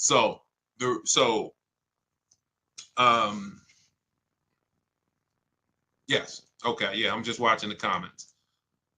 So the 1.5% rule just says that if you're the 1% rule. Somebody asked what's the 1.5% rule on Instagram. So being that all these questions, this person who asked this first question, my answers to that has created secondary questions. Let me just answer that, and then you guys can type your questions if it's unrelated. If it's like, okay, Deshaun, I want to know about used car shopping. Deshaun, I want to know about getting a loan, financing, bad credit, whatever. Then you can ask that. But I just want to finish this since we're talking about this subject. We don't buy our deals. We must get a great deal before we put money down. And in order for us to do that, we shop with no money down. So we have to shop with no money down, analyze the deal. Great deal, perfect. I want to lower my payment a little bit. Let me put money down. Does that make sense? Type $ if we're clear on that part so far. Then we're going to, now let's talk, type $, because then what we're going to do is we're going to talk about the analyzing of a great deal. Good to see you, Bike Life. Analyzing, I see you, K&D. Thank you. All right, MFD Dad. All right, perfect. So now let's talk about this 1% rule and this 1.5% rule. So when I heard about, I remember when I heard about the 1% rule, I worked for Pontiac GMC Buick. It was my first company that I worked with in the car business. And I was hearing about the 1% rule then, which is if your lease payment is 1% of the MSRP or less, it's a steal. It's a steal. Doesn't mean you can't do better than 1%. You know, some of you, we talk about Frina sometimes, and Frina, she actually got a 0.88% lease. So we don't always want to even, there's several factors that are going to, you see her payment was $579 on a $65,000, almost $66,000 Jeep Grand Cherokee electric version. So you need certain things to be lined up to even be able to get a 1% lease. It's based on getting a big discount, which we're going to get by competitively shopping. We're going to find the dealer that's going to give us the biggest discount. But in order to get to the lower percentages, you need a great lease program. That's going to be your residual. That's going to be your money factor. That's going to be your any incentives, rebates. We don't know any of this stuff before we shop for the vehicle, because I know what some of you are thinking. Deshaun, how do we know those vehicles? You don't. Frina didn't know that when she was shopping for that Jeep, it was going to come in at 0.88. All you can do, that's why when you use our system, we shop the market. It takes us a day, 2 days. We're getting offers and we can see, okay, this is what the market is on this vehicle. But the 1% rule is if your lease payment is 1% of the MSRP or less, it's a steal, great value. Add up all the payments. You'll see you're driving a very expensive car for a very low amount of money. That's the 1% rule. Now, when I first came to TikTok, because TikTok was the first platform that God blew me up on, I was hesitant to talk about leasing because I knew that some of you were going to go in and tell your dealers that you deal with, oh, give me a lease. And they were going to show you overpriced leases. And then you were going to take them because even an overpriced lease is better than your purchases. Even an overpriced lease is better than your payments you've been paying on it's a person who buys new cars because you were just taught, I was just taught, Deshaun, buy my cars. You go in, you buy a $50,000 car. That's going to be wait, let's see, because we might have some new people on here. Who knows this question? In fact, the first person who answers this, you got a free copy of my digital book, Cars from Home, 7 Steps to Saving Time, Money, and Avoiding Dealerships. Every $5,000 on a car loan, when you look at a car, every $5,000 is how much per month? I'm watching Facebook. I'm watching. Every $5,000 sorry, on a car loan. Sorry. Anybody? Jordan, you got it. Jordan was the first person I saw. Every $5,000 is $100 per month. Jordan, just send me a message here on TikTok with your with your email, and I'll have the team shoot you a free copy of my digital books. $97, but you got a copy of free. Wait, hold on. I don't see. Oh, yes, it was Aman. You're right, Aman Cordova. You're right. The comments popped up so fast. You're right. You were first.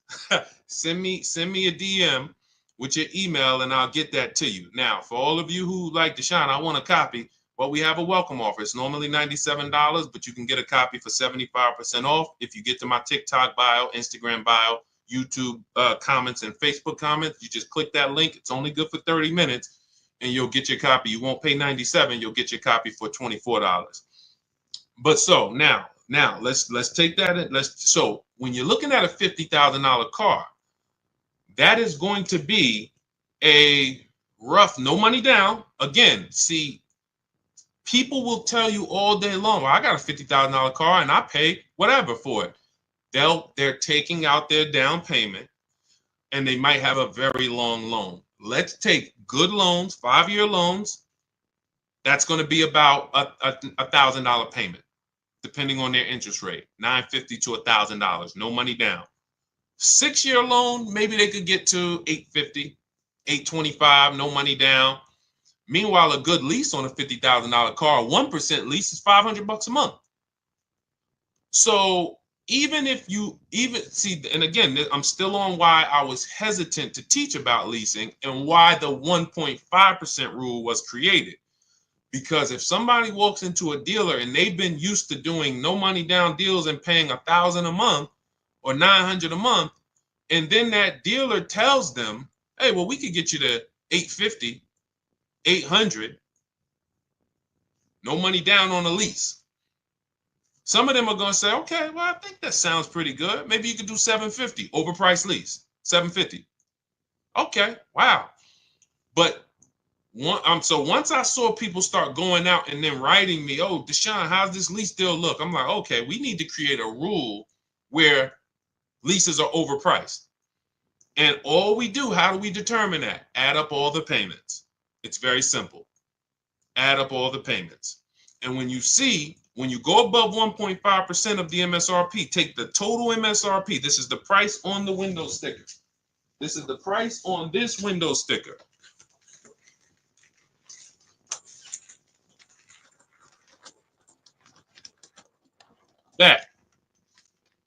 That you're taking this price right here, total MSRP. This is a vehicle that I just got.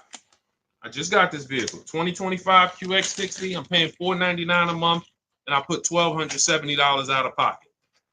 1% lease. I didn't get it negotiating. It didn't take me battles with dealerships. I made the deal from right here, the same way I want you making deals. Now, when your payment is over 1.5%, and again, why was this able to be here? Well, I had a loyalty rebate because I have an Infiniti.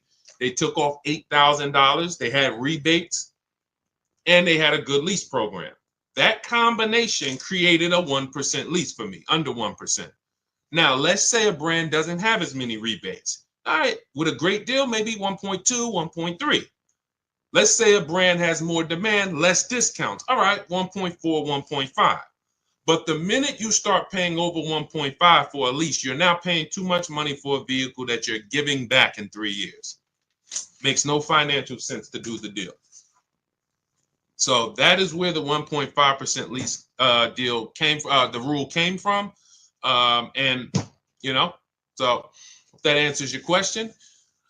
Welcome everybody who just jumped on. I see the people are starting to come in. Keep typing your questions, Dolan. We could bring the next one in because I see a lot of questions coming in. So let's keep this thing moving fast as possible. We don't worry about money factor and residual. That doesn't matter. You can't control those things. So the way you can, again, we're getting follow-up questions. Keep that question up. Somebody has a question about purchasing with bad credit. But what the reason why you don't worry about those things is because you can't control them.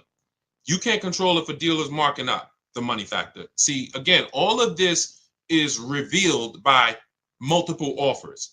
If you come into my dealership when I was there, if you worked, I worked at Mercedes. If you come in, okay, Deshaun, what's the money factor? All right, it's 0.00270. How do you know if that's true or not? You don't. You can't go shop me against your bank. You can't go say, well, I'm going to use my bank to get the lease. You can't. So there's no point in you worrying about things you can't control. The residual value, I don't care about that. What I care about is multiple offers from multiple dealerships from home.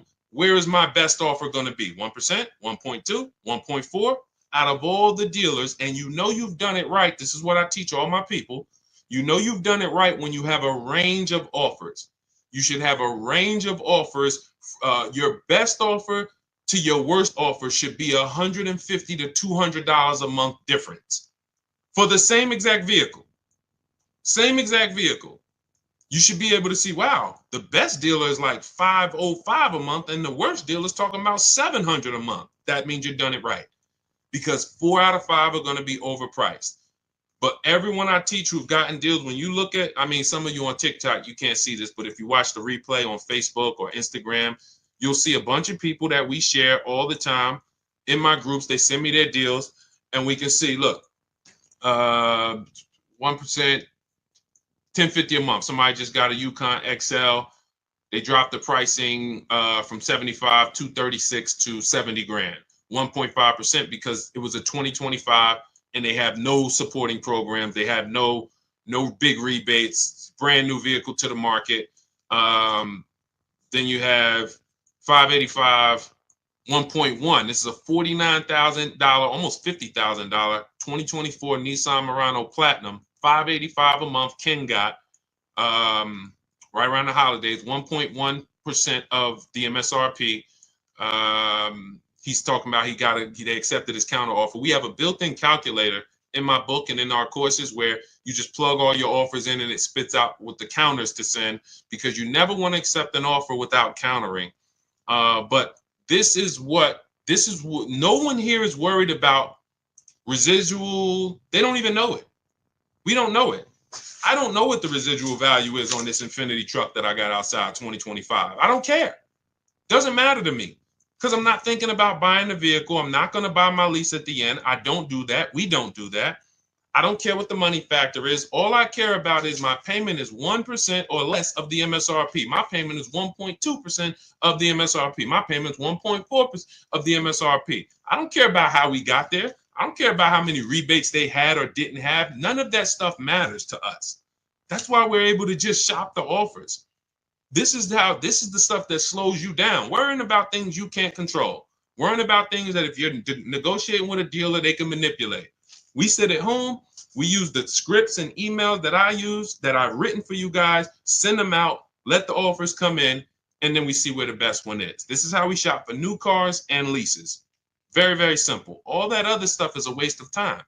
And as a car salesman, all of that other stuff, if you came in with that mindset, there's nothing you could do to beat me, because you don't know the truth. You just don't know the truth. You don't know the truth. You don't know what I own the car for. You don't know if my competitor will take off $2,000 more than I will. You don't know when you're sitting there. That's why we do not sit in dealerships and talk numbers. We get our deals done from home, hence our name, Cars from Home. Okay? All of you who like Deshaun, I'm already getting overwhelmed that we got 2 steps for you. You got the blueprint. That's my new digital book, Cars from Home, 7 Steps to Saving Time, Money, and Avoiding Dealerships. You get your copy for 75% off in my TikTok bio, Instagram bio, YouTube comments, or the Facebook comments. Click that link for 30 minutes. Or you can join if you qualify, you'll see a link there that says Shop with Deshaun. And we can, when you see these people, they're in our group. We have, over 1,500 people in our group where we shop together, and you get coaching calls with me. Or you can just keep asking questions here and try to get some clarity. Either way, we want you to get to your answer so that you can have confidence the way we move. All right. What do you suggest for a person with bad credit? First thing, first rule, first step in our process, 7-step process, is for you to ask yourself, how many years are you keeping the next car? Very important, because whenever you are going in, hey, Lori, what's up, Dantes? Whenever you are going in to buy a depreciating asset, you want to analyze first how long you're going to keep it. What's up, Rico? The minute you don't take this into consideration, you have not dealt with the most important aspect of getting depreciating assets. At some point, this thing's going to stop depreciating like this. And what a lot of people do is they buy these depreciating assets, pay them off with a 5 or 6 year loan, if they even pay them off. Some of them even you trade them before you even paid it off. And then you go and you start a whole nother loan on a new depreciating asset right before it would have slowed down in its depreciation. What does that mean? Who has a car in their driveway right now who they've had it for more than 10 years? What's up, Chucks? Vanny, good to see you. We got a lot of questions coming in today. All right, I'm going to try to talk fast. A lot of questions coming in today. Who has a vehicle right now in their driveway you've had it for more than 10 years? Let us know. Not a lot of people. What's up, Keith Miller? Good to see you. Devin D, how many years have you had it? Let us know how many years you've had it. Put it like that. How many years have you had the vehicle? I want to clearly distinguish with these people. I want everyone else to pay attention because these are the examples of what we call keepers. All right, I see you, MG Daddy-O. All right, so you've had a vehicle 12 years. These are what we call keepers. Good to see you, Keith Miller. That means I've kept my vehicle so long, it's no longer depreciating. See, when you first get your vehicle, it's depreciating like this. Like this. It's literally a slope of losing value. You look at what your vehicle will be worth a year from now. It'll be worth $3,000 less. 2 years from now, it'll be worth $8,000 less. Like you're in a big depreciation cycle. But when you get to where Devin is and where MFG Daddy is, and these people who've had their cars for 12 years, 11 years, their vehicle is going to be worth next year about what it's worth today. They've reached what we call the reward stage. What's up, Josh? Starry Skies, good to see you. A lot of people checking in on TikTok. When you this is the purpose for the purchase. Because purchasing is expensive. You buy the whole car, you have to pay for it. You're on your own with the warranty. Once it expires, there are expenses. So what's the good part then?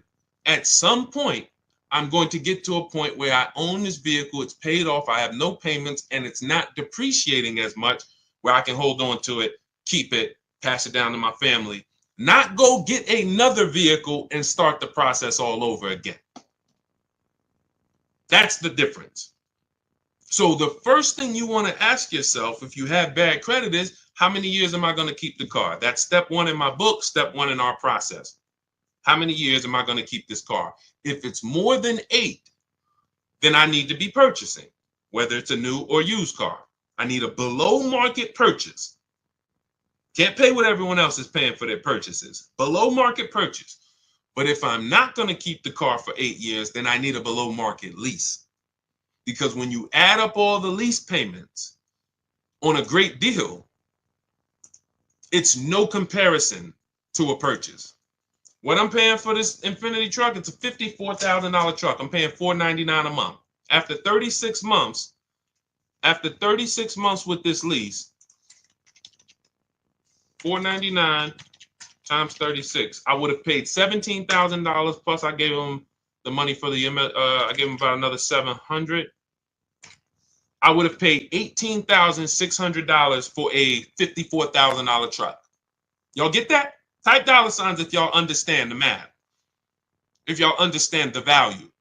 $54,000 truck, I'm only paying $18,000 over 3 years. That means if I bought it, that's all the depreciation I'm going to pay for. $18,000 total out my pocket, out of my family's bank account to drive a $54,000 truck. Doesn't include taxes and everything.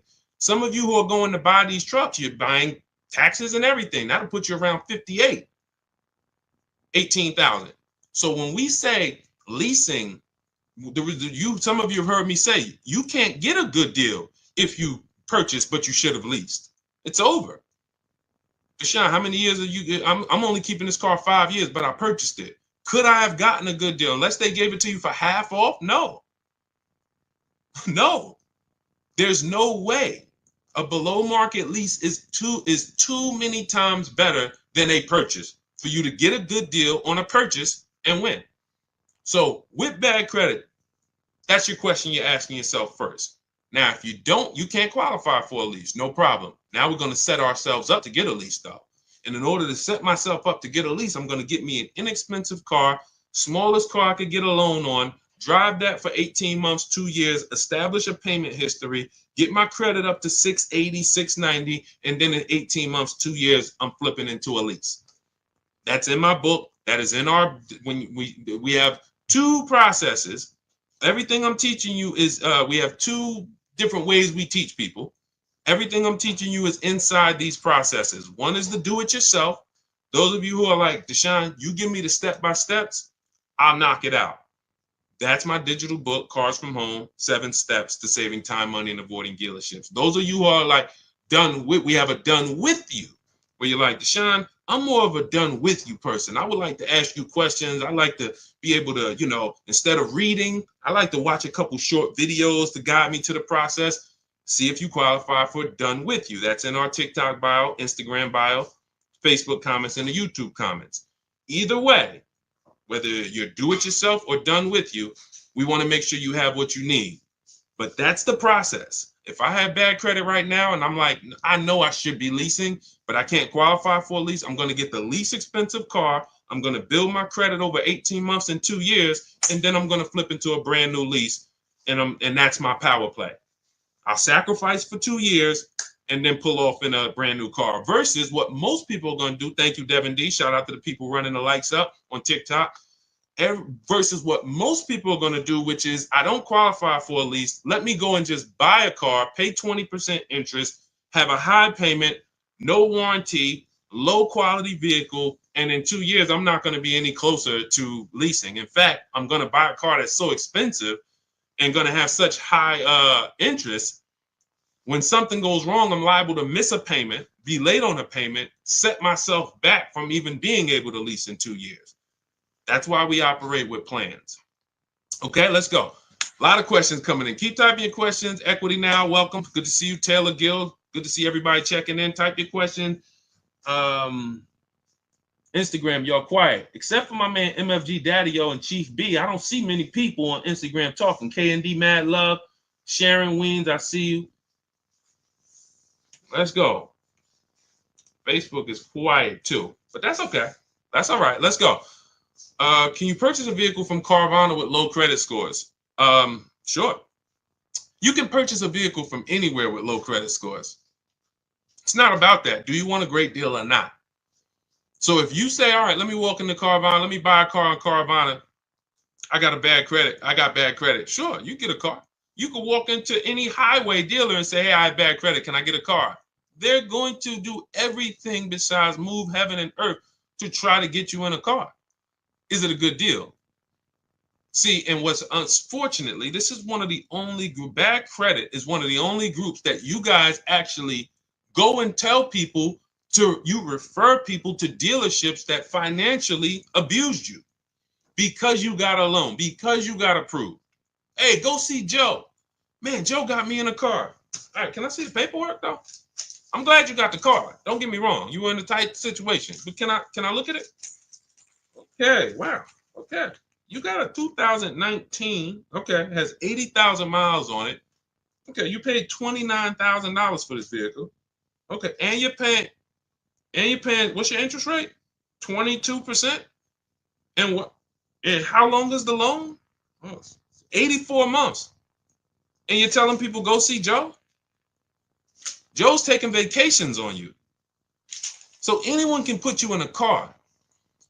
But with bad credit, what you should be looking at is this. See, we bid everything out. How do we guarantee that we pay less? How do we have what we call here at Cars from Home price assurance?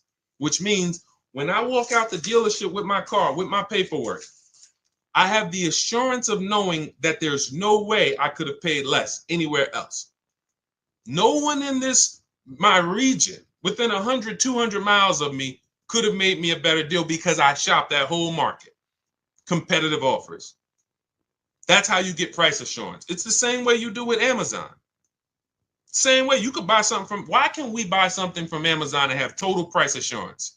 Competitive. It's okay, I'm gonna scroll this, I'm gonna look at reviews. Okay, this is a similar product. Oh, this is the same product. Okay, competitive. So this is how we shop for everything except cars. So all we're doing here at Cars from Home is teaching you how to shop for cars the way you shop for everything else. So when we're looking and saying, all right, we have bad credit, we're bidding out three things, three parts of our transaction. Who we get our car from, you need to win a bid. That means if I'm looking for a blue or black Honda Accord, that means out of all the black and blue Honda Accord, you need to be the lowest one, best value. That is very different than my loan. My loan, I need to pay more because I'm a higher risk. The loan, I need to pay 20%, 18%, 22% because I'm a higher risk. Has nothing to do with the price of the car that I'm getting. That's the second thing we bid out, our loan. Now, when you, thank you, Devin D, appreciate you. Thank you, Simone, good to see you. When you don't bid out, with bad credit, you lose the ability to bid out your loan because there's not many people who are going to give you a loan. We have some resources. We use a company called LendBuzz. They help a lot of people. I don't have any affiliation with them. They've never paid me a dime. I've never personally worked with them, but in my research, says they'll approve a lot of people. So now you can't bid that out because there's not 10, 15 people bidding for your credit like us. When you have prime credit, you can bid out your loan to, 10, 15, 20 people. That's how we do it. We have a process called the bank bidding war, and it doesn't affect our credit score. It weighs on our credit. So anyway, it's not even, I want to stay focused.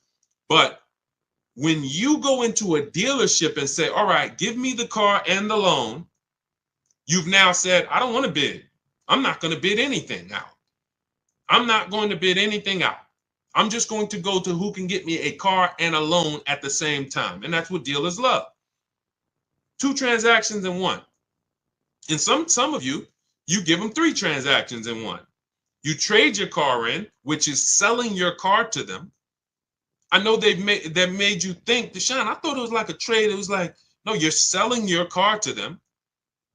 Did you bid that out? That's step 2 in the Cars from Home process, something called the equity assessment. Thank you, Letty Boy Mom, thank you. That's something called the equity assessment. We bid that out.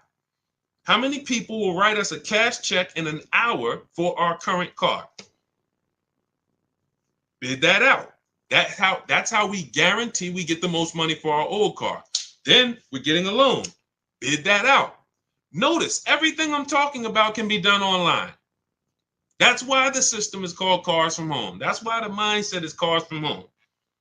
Because if you were trying to do all of this, going to places, going to your local branch in your bank and your credit union and walking in, then you can't do this. But if you use the internet, you can actually do all of this right here. And that's how we do this. So if I'm you, I'm finding where's the least expensive car out separately. And then I'm working with a bad credit financer like LendBuzz or someone similar who will give me the loan, but I'm going to get a great price on the car. I'm not going to mix those two. Man, I got a great price on this car, but I got 22% interest on my loan. That's okay. Because in 2 years, when your credit's better, a year when your credit's better, you know what you can do with the loan? Who knows? Type it, because most of you know. I got a great deal on this car, great price. Great quality car. Look at it. Wonderful. I pay 22% interest now, but in a year from now my credit's better. Thank you, Devin D. Refinance the loan. Very simple. So that's what I'm doing if I'm in a place where my credit's not good right now. I need a car. Perfect. I'll pay higher interest right now. Work on my credit in a year, 2 years. Refinance the loan. Now I got a good loan. Great car. Perfect. Versus if you go into a dealership or you go into Carvana and just overpay for the car and you overpay for the loan, now forget about that plan. You go to refinance in 2 years, you're not even going to be able to. You're still going to be upside down too bad. You'll be upside down too much money, right? Great question. All of this is laid out. See, there's a plan for everybody. Everything I do was to create a plan for everybody. High mileage drivers, anyone who drives over 18,000 miles per year, type HM. In the chat. Type HM in the chat if you drive over 18,000 miles per year. You can't move the way regular people move. You can't base your moves on a regular driving. You don't drive the same. Most people depreciation look like this. You drive 18, 20,000 miles a year, yours look like this. 4 years, you got 80,000 miles on the car. You're depreciating your cars faster. You have a different strategy. We have a different strategy for people who are going to purchase versus lease, buy new cars versus used cars. But it's all 7 steps though. No matter where you are, what your profile is, 7 steps. That's why our system is based on 7 steps. So if you're like, Deshaun, I want the whole blueprint, that's my digital book, Cars from Home, 7 Steps to Saving Time, Money, and Avoiding Dealerships. It's already 5-star rated. You can Google it. This is what hundreds of people have used since we released it to get below market purchases from home. You can see all the reviews. Thank you to everyone who's reviewed the book on Goodreads. We appreciate you. You continue to help that book stay at 5 stars. We appreciate you. But you can get a copy. It's normally $97. Part of my welcome offer. You can get it for 75% off. It'll be $24, but it's only for 30 minutes. That's our welcome offer. You can go to my TikTok bio, Instagram bio, the YouTube comments, or the Facebook comments. Use that link. That's your do-it-yourself blueprint to below market leases, purchases, used cars, new cars, high mileage driving, bad credit strategies, all in there. Now, for those of you who want community, you see me sharing all of these people. You see me sharing Zafrina's deal. You see me sharing Kimberly's deal, Ken's deal. You see these people, Sheree's deal. Look, Sheree graduated again. She's gotten 4 cars. She joined us, our Do It Done With You program, where we have, instead of reading, you're doing videos, short videos, 3 to 5 minutes, very bite-sized videos, like if we were having phone calls. She's gotten 4 cars since she's joined us back in, she joined 2021. She's one of the first people to join us. So this is her first, her 4th vehicle. You know, she got a 2025 CRV hybrid. And she talks about all the improvements we made when we created our calculator. She like, we didn't have this when she first started. So she's been able to see all the improvements and things that we've added in terms of, making our system even easier. But if you are like, hey, I'm a more done with you person, I like to, jump on coaching calls. We do 2 coaching calls a month. We have a private Facebook group where everybody comes in, and look, if the book doesn't come, sometimes people with the book try to get in the Facebook group. Sorry, guys. Listen, I got a ton of books here. All due respect, I dumped everything I've learned in 14 years in that book, but I can't call any of these authors. Like, I have questions. I read Tony Robbins' book, Money. It's one of my favorite books. I love to call him and say, hey, Tony, can you break this down to me? That's just not the way it goes. So we have two things, and they're both affordable, depending on what your learning style is. Do it yourself or done with you.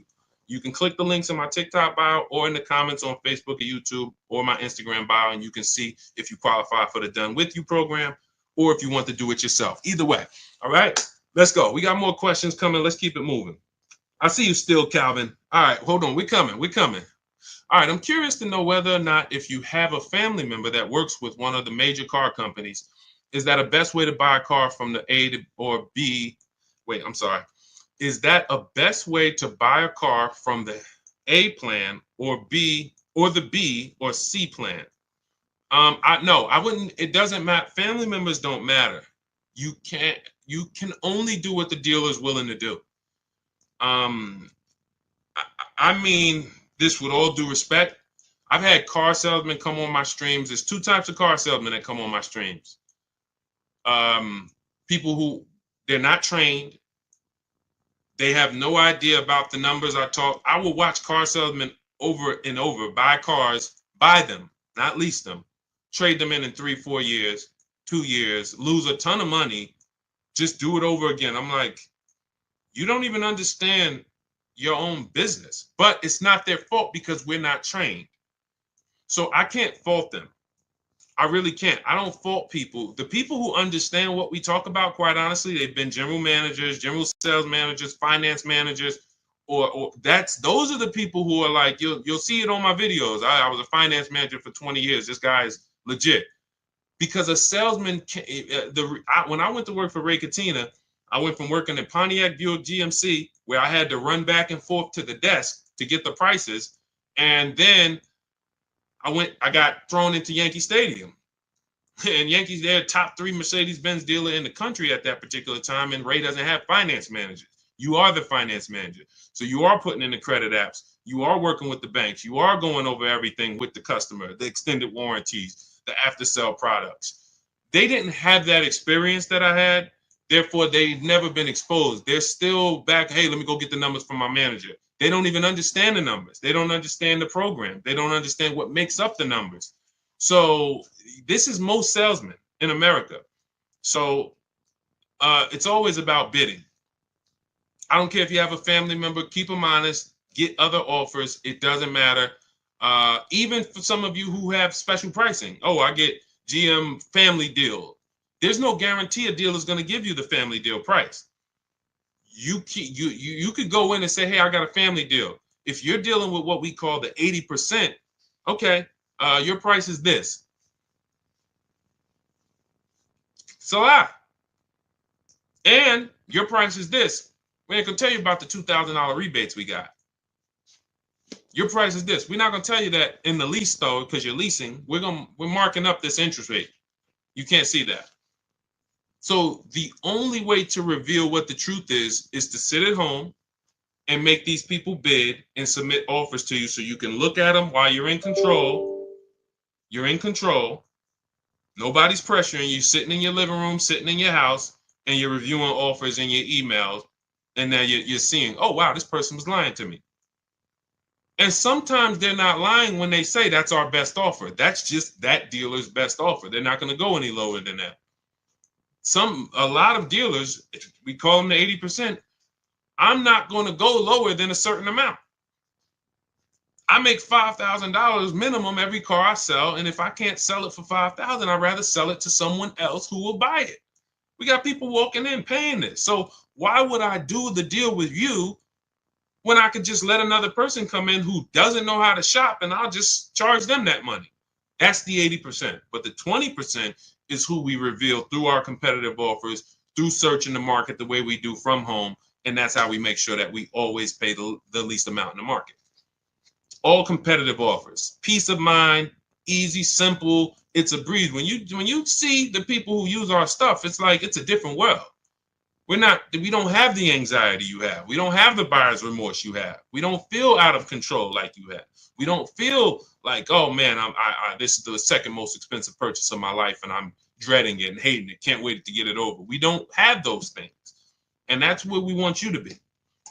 Okay? So Chucks, multiple offers, family member or not. I would tell friends. People know me. People said, Deshaun, I know you got this used. I remember a good friend of mine, he was buying a Mercedes truck. And I work for Mercedes. He said, D, I'm going to give you I'm going to call you first. He said, but it's this other truck in PA. They're saying it's their last, it was whatever the year was. It's like the last 2019 or something at the time. And man, he said, they're taking off like 18 grand from me. And I had another truck up here, but my dealer wasn't taking off 18 grand. I said, you need to get that truck. I'm not going to tell him, hey, come on in here, man, pay me more because I'm your friend. No, you're doing what I would do. Yeah, I got a friend that works for the brand, but I'm also shopping the market. And if my friend can make me the best offer, great. If not, no harm, no foul. I'll see you in a couple years for the next deal. But we don't have friends. You got to earn it. You got to win the bid. Planning to keep the car. Good, Chucks. Doesn't matter if you're keeping it 10 years. You still need to get a below market price because if you pay 5-10 grand over what you could have paid, stretch that out over 10 years, that's how much money's coming out of your family's bank account for, it not knowing how to do this. Okay? This isn't hard to do. What's hard is to unlearn the program. That's what's hard. I got to unlearn what I've been taught. Oh, I need a car. Let me go to the dealer. That's a program. I need a car. Let me go to the dealership. That's like saying, oh, I need a TV. Let me walk into Walmart. First thing we're going, and that it's even worse than that, quite honestly, because, but anyway, let's go. Keep them coming, Dolan. See if we can get Still Calvin. If not now, then let's get him because we might have some questions before him. We already hit on the 1% rule and the 1.5% rule. I see, let's see. Let's go. Zoe Mill, good to see you.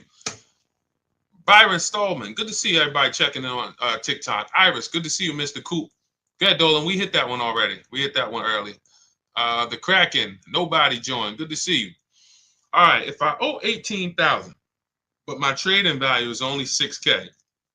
See, now there's a curse word in this. What's the curse word that he just used?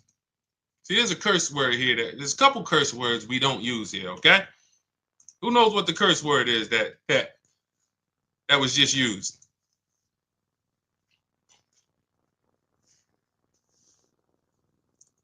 Nope, not but. It's the T word. Trade. Trade. We don't trade. Now, if you have now let me explain why we don't trade. Okay? You don't get what anything is worth trading. If I haven't, let's just say I have a this phone. Am I going to get more money trading this or actually putting it on the open market and getting offers for it? Open market or trade? O or P? I go trade this phone. Do I get more money on the open market or on trade? I see you, Big Step. Yep, Dimitri, I see you. Yep. Okay? It's no different. It's no different. I see you, Alonzo Wiggins. Good to see everybody. I love the engagement. I love that people, y'all up on the keyboard, you're engaged. We got probably another 10 minutes. Told you, we like to do an hour hitting hard, a lot of financial literacy, tapping for an hour, and then we move on. That's everything. Hold on. My alarm just went off on here. Thank you. Thanks, Dimitri. All right, I want to make sure I didn't get kicked. All right, so perfect. So that's why we don't trade. It's the same premise. You have buyers who want to pay money for your car. Carvana, Driveway. Kelly, this is step 2 in our process. First thing we do is answer the first question. Most important question is what we call it. How many years are you going to keep the car? If it's more than 8, we're purchasing. We're shopping for a below market purchase. If it's less than 8, we're shopping for a below market lease. Then we move to step 2 in the process, which is what we call the equity assessment. This is where we look at the car that we have that we are replacing, and we determine our equity position in the vehicle. How do we do that? We call our bank if there's a loan on it. We get our payoff. That's what you do. All of you who are like, Deshaun, I'm going to be shopping soon, or I'm shopping now. I thought I was going to wait to tell a deal about this later. No, we don't do this later. Because when you do this later, you're setting yourself up to trade. You're setting yourself up to get lowball offers on your trade and lose probably $2,000, $3,000 from what you could have gotten. We handle the equity assessment early, step 2. So we call our bank, get your payoff, find out what it's worth. Then we're going to go to these 6 buyers, 6 cash buyers, 6. Carvana, Kelly's Blue Book instant cash offer. Not kellysbluebook.com. Instant cash offer. AutoNation, they're going to give you an offer. Car Gurus, they're going to patch you in with a dealer to get an offer. CarMax and Driveway. 6 offers. 6. You know now what the true market value is when you actually let 6 people who buy cars every day, who compete against each other, make you a cash offer. Comes right to your email. Okay, boom. I see the highest offers from Driveway. Now we look at what is our equity position. Do we have equity? Is the offer more than we owe? Perfect. If the offer is not more than we owe, now we have negative equity on a purchase, not a lease. There's a different equity assessment for a lease. God, there's so much we could go into. These are for different people, though. See, that's the thing. That's why the system's not overwhelming, because some of you are like, Deshaun, I got a lease. I didn't even know I could do an equity assessment and see if I can make some money on it. Yes, you can. But it's a different equity assessment process. So now you look and say, all right, it looks like based on what you're saying and your trading value is only 6, it looks like you're going to have some negative equity no matter what. But you need to get the offers to find out what the true value is, because maybe you're being lowballed. Maybe you're being lowballed and they're saying, oh, your car's only worth 6. So if you owe 18, how can I get into something else without 10 grand down? So what I would be doing is I would be rolling that negative equity over and shopping for a lease to bury the negative equity. First question you want to ask, how many years you're going to keep the car? Doesn't look like you keep cars a long time. One, because you already have a car that you're planning on getting out of that you have a loan on. So that's usually the diagnosis of a person who does not keep cars. It's not like you're saying, Deshaun, I have a car, it's paid off, I want to get out of it. You're saying, Deshaun, I have a car, has a loan on it, I still owe a ton of money and I want to get out of it. That's typically a prescription for the people who should be leasing. If every single transaction you do, you always have negative equity, that's a prescription for a person who should be leasing. If I was, that's financial cancer, okay? Because every single time you buy and replace these cars, not only are you not driving the vehicles you could be driving for the money you're paying, if I looked at what your payment is and showed you some of the people throughout that listen to us, 585, $50,000 vehicle she's driving. My dad just got a Hyundai Palisade, new Palisade, $49,000 truck. He's paying $499 and he $475. He put $3,000 down, but with no money down, he was at like $575. Beautiful deal. Beautiful deal. $575, $50,000 vehicle, no money down. So when we look and say, all right, wait, I'm paying $5, but I'm driving this. Now we start to see. So not only are you not driving what you could be driving, you're also overpaying for it, and now you're underwater. So the prescription is, I will be telling you, you're losing a ton of money. Here's your prescription. Learn to lease. Get a below market lease. That'll solve these problems. Get a below market lease. Stop buying these cars. That would be your prescription as a financial doctor. So now what you should be doing is moving that to a below market lease that you can, and preferably you can find one of these electric vehicles that you can lease for, shop the offers and get, some people are, my goodness. There's one deal I haven't even brought it in yet, but I gotta find it. It's in our group. This guy got so much money off this car. It's like over 50 grand. His payment was in the threes. In the threes. I couldn't believe it. But you had all the money the dealer took off that won the bid. This is what he didn't just walk in. He stayed at home, got his bids, and the dealer that won the bid took off all this money plus the rebates.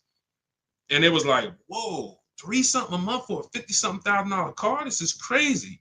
So that would be a perfect time to roll that negative equity over, throw it on top. Now your payment's going to be probably 5, 6, whatever, but you're driving something that is worth that money versus what you're driving now. So these electric, some of you who are buried in these vehicles you're in, you do this equity assessment, you're going to find out. West 156, welcome. I see you. Welcome to the community. New follow. I see you. And shout out to the people who liking. I'm not missing y'all. I'm going to take some time at the end and shout out to people who've been liking the broadcast. I see y'all. I see you, Anthony Padilla. I see you, Kyle Woods, Melissa. I see you. Anyway, so that's what I would be doing. I would literally be shopping for an electric vehicle to moving my negative equity over to that, getting a big discount, low price. Once I find my best offer, I'm moving that negative equity over, and then I'm going to drive that for 3 years, and that's going to be it. And God forbid the vehicle gets totaled, you're okay, it's over. God forbid. So that's the risk. Like, oh, wow, I'm driving this car. God forbid I have an accident. If it's totaled, I'm out of it. Because leases, when we shop for leases, we always have gap insurance. Most leases include gap insurance, but we have a template that when we get our offers, we always tell them include gap insurance. So anyway, that's the plan that I will be rolling out. That's a great plan for all of you who are buried 10, 15, 20 grand in your vehicles. That's a great plan. Woo! Okay, now everything that I'm teaching is out of my digital book. There's nothing we've talked about in this broadcast that is not in Cars from Home, 7 Steps to Saving Time, Money, and Avoiding Dealerships. So you can get the entire blueprint. That's below market leases, purchases, negative equity, bad credits in there, high mileage driving strategies in there. 7 steps. No matter who you are, the plan is 7 steps. So you can get a copy. It's normally $97. It's 5-star rated. You can Google it. You can see on Goodreads. Thank you to everyone who's reviewed the book, rated it. But you can get a copy for 75% off as part of our welcome offer. That is, it's only for 30 minutes. You'll get it for $24 if you get to my TikTok bio, Instagram bio, the YouTube comments, or the Facebook comments. Click that link. That'll activate your 75% off. That is the ultimate do-it-yourself blueprint. Everything's in there, 7 steps. Now, for those of you who want to be a part of the community, you have a different learning style. You prefer, Deshaun, instead of reading, break this down into short videos, 3 to 5 minute videos with action steps. That's our done with you. And you have our, this includes our private Facebook group where you can ask questions, not just from me, but to 1,600 people that came before you in the last 3 years. Who, you see Sheree earlier has gotten 4 cars using this system, 2 used cars, 2 leases. So we have a community of people who have learned and mastered the Cars from Home system, and you will too. And then we do coaching calls twice a month. So if you have questions, you could jump on with me personally. So those of you who want to see if you qualify for that, click those same links in my TikTok bio, Instagram bio, Facebook comments, or YouTube comments, but you're going to click shop with you, see if you qualify for that. Okay, but either way, get in where you fit in. All right. Ooh, we got a lot more left over. Man, I see we never could get to all the questions. I see we're right around the hour mark. You know what? Let's wrap there.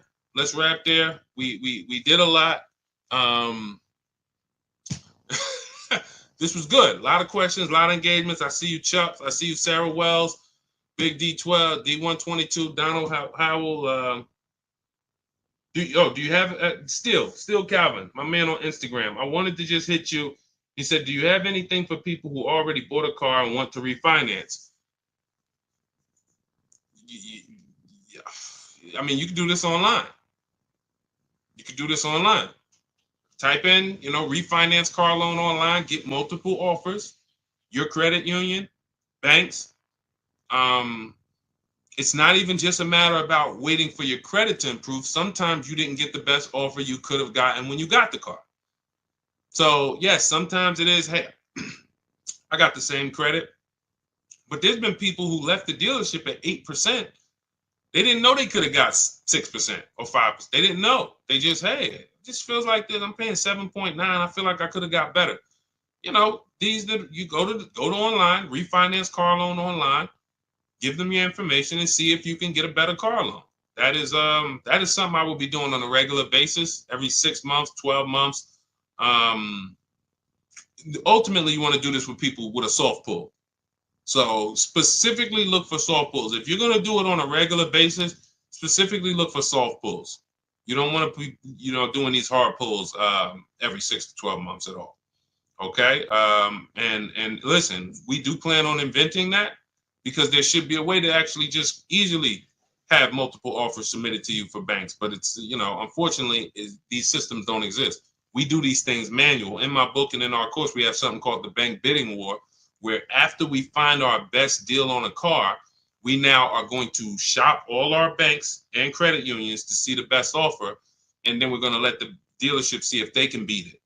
So as long as you let multiple people access your credit in a small period, a small window, 14 to 45 days is what they say. If you type in rate shopping, car loan rate shopping, you'll see that Experian wrote a blog post about this, the rate shopping window, where they allow you to have multiple people run your credit with a hard pull. And at the end of that period, it will have the same weight on your score as one hard pull.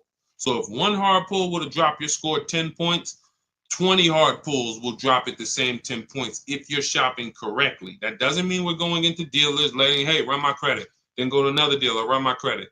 This is you manually letting banks see and make you an offer. That is the due diligent. That's the diligent thing to do. But yeah, that's, just shop and see. In your case, shop and see, soft pull, refinance quotes, and see what you come up with. Okay. Thank you, Chucks. Appreciate you. Thanks to everybody who tapped in. Hollywood Smiley, Liam. All great questions today. We will be back. For everybody who got the book, enjoy it, use it. Make sure you write me with your success story. As you can see, I always like to get these emails, with your, and I didn't get a chance to. On the next stream, I'll read some of the emails we've gotten. They take a little longer. This one from Chris. A lot of you have sent me emails. Don't think I haven't got them. Jessica, I gotta, we try to flow and get in, once we get into a flow, we don't always get a chance to read all the stuff. So anyway, Dimitri, I'm glad you just got your book. Enjoy it, use it, and keep unlearning. Forget every single thing you've learned about the car buying process. Trust our process. That's what I say. When you get started with us, you come into Cars from Home, it's oil and water. The systems don't mix. So you leave everything at the door. I've accounted for every part of the car shopping process, even when you're going through the steps and you're like, wait, he hasn't talked about this yet. That's because it's by design. Oh, he talks about this at day 5. When you get to step 5, you'll be like, oh, okay, this is where it's hit. I'm used to planning that here. See, there's a reason. There's a specific order everything is in order for a reason. So trust our process, leave all the things you learned and the car dealers programmed you to do at the door, and your success is guaranteed. All right. God bless you. I'll see you soon.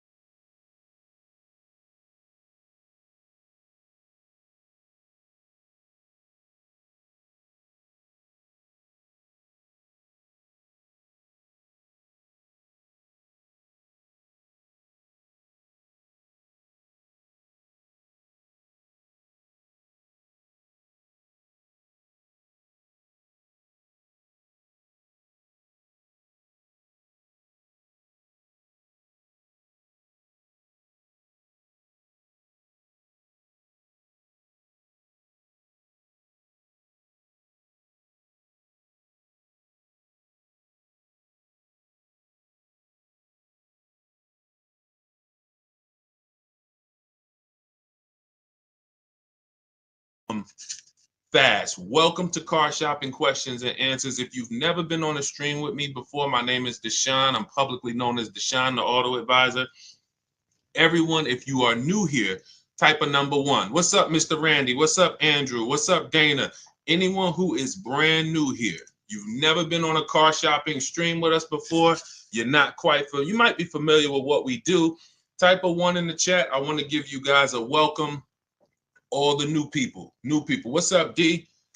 What's up, D? Miss BNN. What's going on, RCH? What's going on, Sweet Rescuer? Let me jump on Instagram. We are live on Instagram, YouTube, TikTok, and Facebook. Let me jump over to Instagram so I can make sure that I am seeing my people over here. What's up, Miss BNN? Welcome, new people. MDC, I see you. GTO. Is that the GTO Pontiac? Are you a car guy? Let me know. What you got GTO in your name? Everybody who is new, type of number 1. Jingle, welcome. Daniel, welcome. Scott Biggs, welcome. Anthony Byron, welcome. Welcome. Let's go. I like to know the new people. Now, if you've been here before, I want you to type welcome. Type welcome if you've been here before. If you're familiar with what we do here is we are the place to make sure you get the best deal on cars, new cars, used cars, leases, does not matter. That is what we do here. Welcome. So when you guys see the welcome from the people, that's the regulars. These are the people who tap in. What's up? Good to see you, Epic. Good to see you, Kenneth Newby. Good to see you, Mr. GG. When you see the welcome, this is our community welcoming you here. What we do here is very unique. If you tap in, we'll be on for about an hour. You can get your questions answered about car shopping. I spent 14 years in the car business, working for Mercedes-Benz, General Motors. I ran a brokerage for 4 years. And now what I do is educate you guys, give you the tools, the strategies, the step-by-steps to make sure you are never overpaying for cars. You need to be getting the best deal in the market, and that is going to be $5,000, $10,000, $15,000 less than the average people are paying, depending on what car you're getting. So Start typing your questions. And as you get the questions, I have Dolan, our man, moderating in the background. He's going to be bringing your questions onto the chat. Doesn't matter whether you're on Facebook, whether you're on YouTube, Instagram, or TikTok. Type your questions and we'll bring them all onto the show. Okay. We have 2 things that we give you for the step-by-steps. Depends on if you're a do-it-yourself person. Everything we'll be talking about and everything you'll need to pay less than everyone else for cars is inside my new digital book.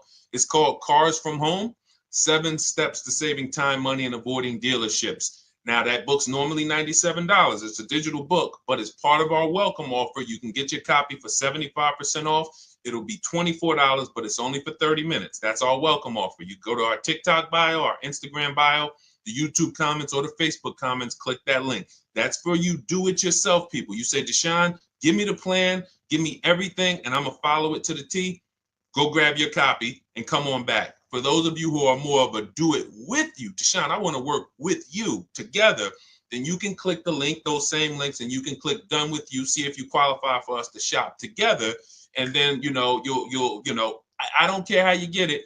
Even if you ask your questions, let's get to it. And then, if you can piece it together and I can give you the answer you need right now, then you don't need the book and you don't need the coaching program and you don't need nothing.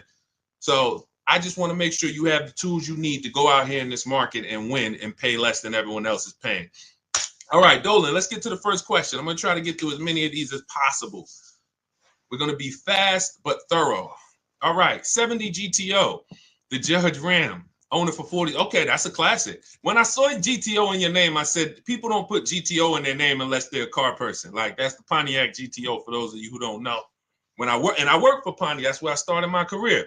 So I remember the last body style of the GTO, and when we lost Pontiac during the Great Recession, it was a sad day. And then they just came out with the Pontiac G8. That was doing pretty good. So shout out to you. That's a very nice car. Go ahead, Dolan. Let's go. Everybody ask your questions. We're going to go. I'm going to do rapid fire Q&A today. Let's go. It's 2025. It's money on the table. Let's get to it. Why is it so hard to get a dealership to give you a cash discount? You're talking to the wrong dealerships. You got to understand something. 8 out of 10 dealerships are going to lie to you. If you accept that, that'll give you what you need to move accordingly. If you are shopping for a Nissan, for example, 10 Nissan dealers in your area, let's say within 45 miles of you or 45 minutes of you, 8 of them on average are going to lie. They're going to make it difficult. They're going to try to tell you can't buy online. That's what they're there to do. But if you get 5 offers, which is what we always recommend, you will find the honest dealers. You will find the dealers who want to beat their competition, and that is what it takes. That's why we do this from home. Now, you can call around if you want to call, ask for sales managers, and try to get those offers manually. Do it. We have an entire system. When we do it, it's email. New cars and used cars, all we do is email back and forth. We talk to multiple dealers, and then we get to the honest dealers. But you must understand, never make a decision on a car based on what one dealer tells you. That's what people tend to do. Oh, I went in Nissan, they're expensive. No, Nissan of Bay Ridge is expensive. Nissan of Fort Lee is expensive. But when you get out there and you start to see the entire market, which is why we do this from home. That's why our entire system is called Cars from Home. You start to understand, oh, it's not that all Nissan dealers are lying to me. It's just these guys are lying. And that's what you need to empower yourself and to guarantee that you've paid less than everyone else. Okay? Go ahead. You're working with the wrong dealerships. Numbers. This is a numbers game. Go ahead, Dolan. Next question. Should I get maintenance included in my lease deal or pay as you go? This is a great question. This depends. He asks, should I get maintenance in my lease deal or pay as I go? This depends on the cost. Is there a savings? For example, when I worked for Mercedes, we had maintenance on a Mercedes was literally over a course of a 3-year lease. If you did it with the dealership, it could cost you $1,100 to $1,300. Now, the prepaid maintenance program was an $800 offer at the time. And so there was a savings there of, call it 20, 25, 30%. Now, for those of you who are leasing, this is very important to realize that when you put the maintenance program into the lease, it would residualize. That just means that you're not paying for the whole thing. So you added the maintenance program to your, it might have only cost you $15 or $18 more per month. And it came out to be like, whatever, $600. But the question between, and this is the same thing with extended warranties. Who wants to know about extended warranties? Deshaun, should we get extended warranties? Type of one if that's been a question in your mind. This is the same principles. How expensive is it if I pay out of pocket? What's my risk? Because these are nothing more than insurance policies.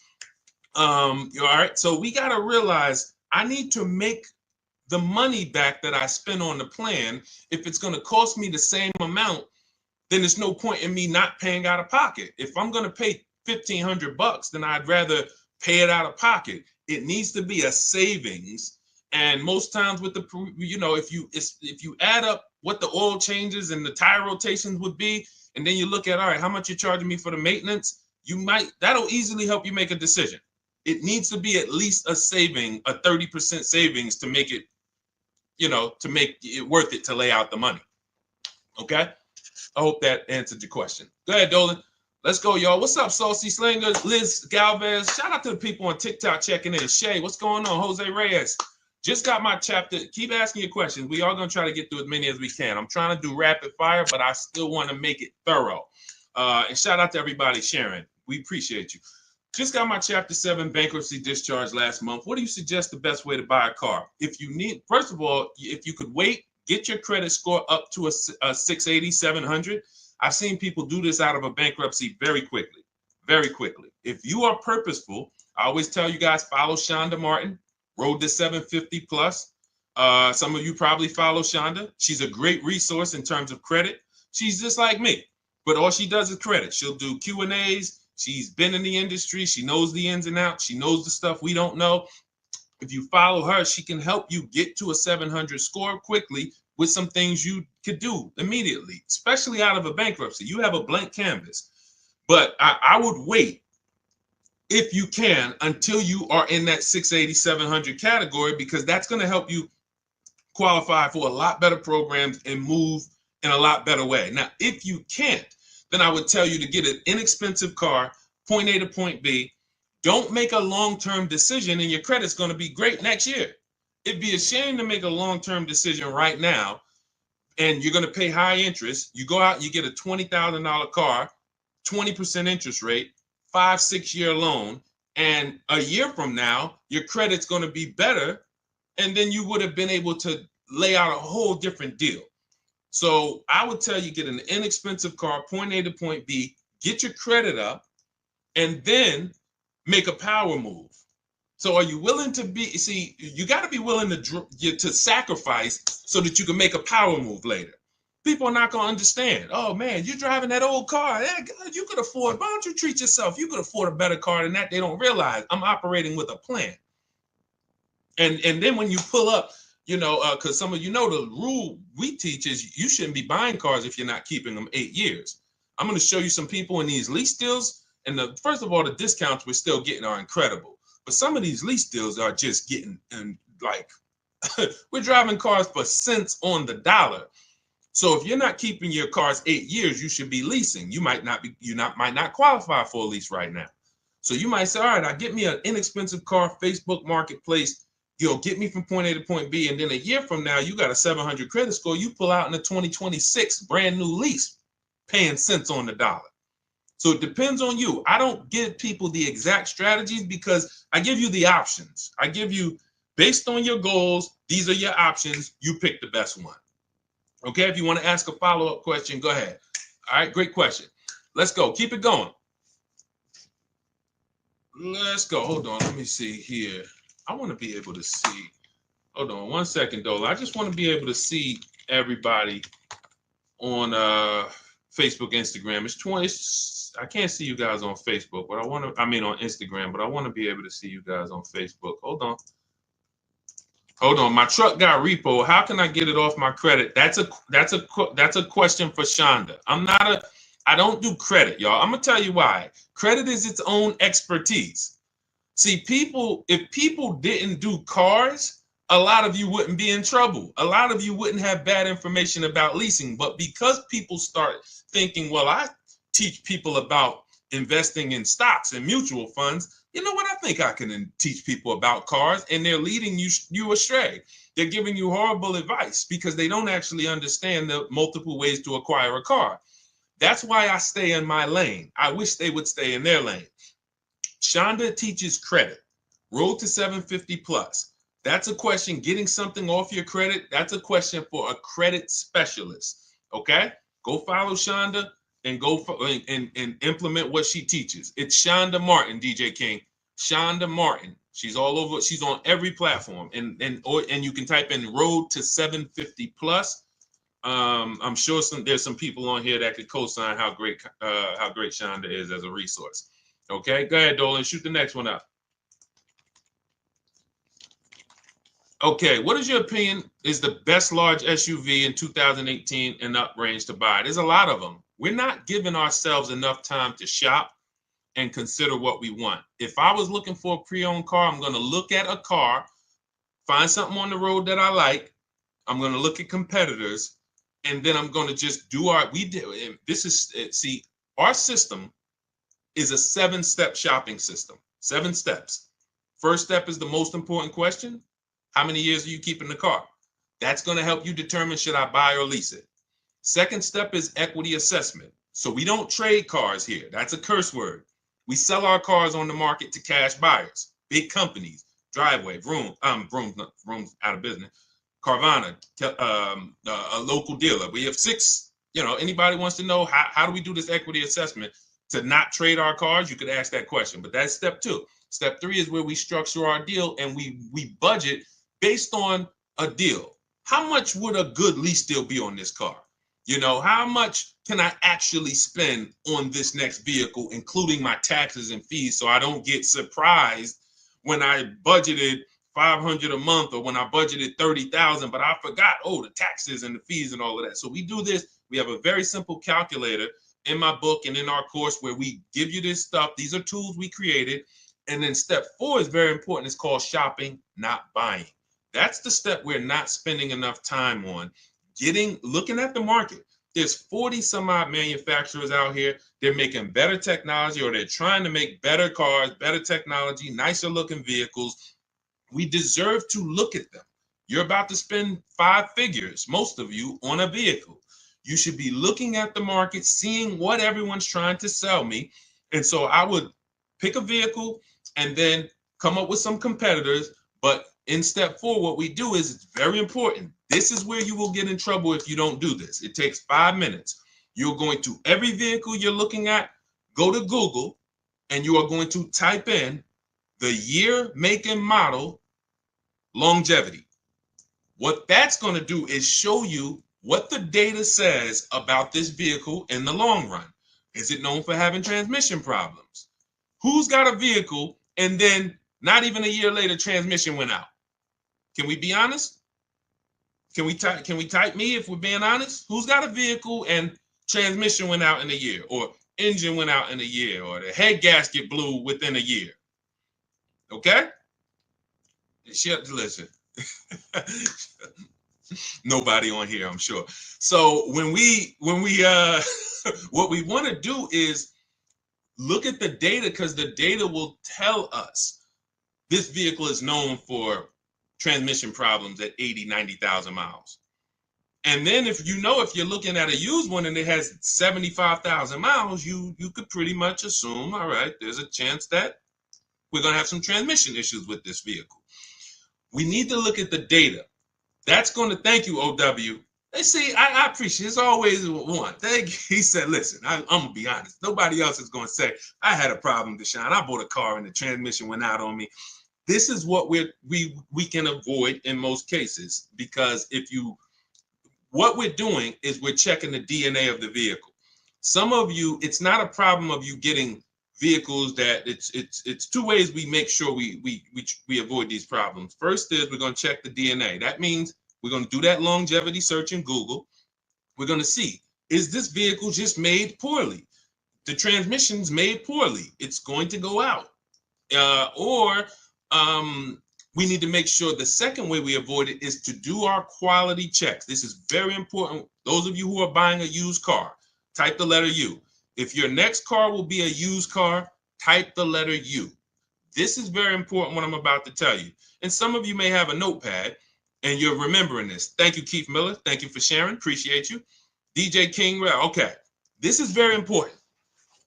3 things we're going to check to make sure we're getting a quality used car. The first is going to be the title. What is the quality of the title? What does that mean? I need the Carfax. I need to see, was this vehicle a rental? Is it a salvage title? Was this vehicle rebuilt? Does this vehicle have frame damage? These are the quality of the title. Thanks, Mr. Randy. Shout out to the sharers. Appreciate y'all. This is what we're checking first. This is our first line of defense, the title. We don't wait. People say, well, Deshaun, would you get a rental? Well, it's not going to be weighed evenly like other better title histories. So it's not that I'm against rentals, but there's levels to this, as they say.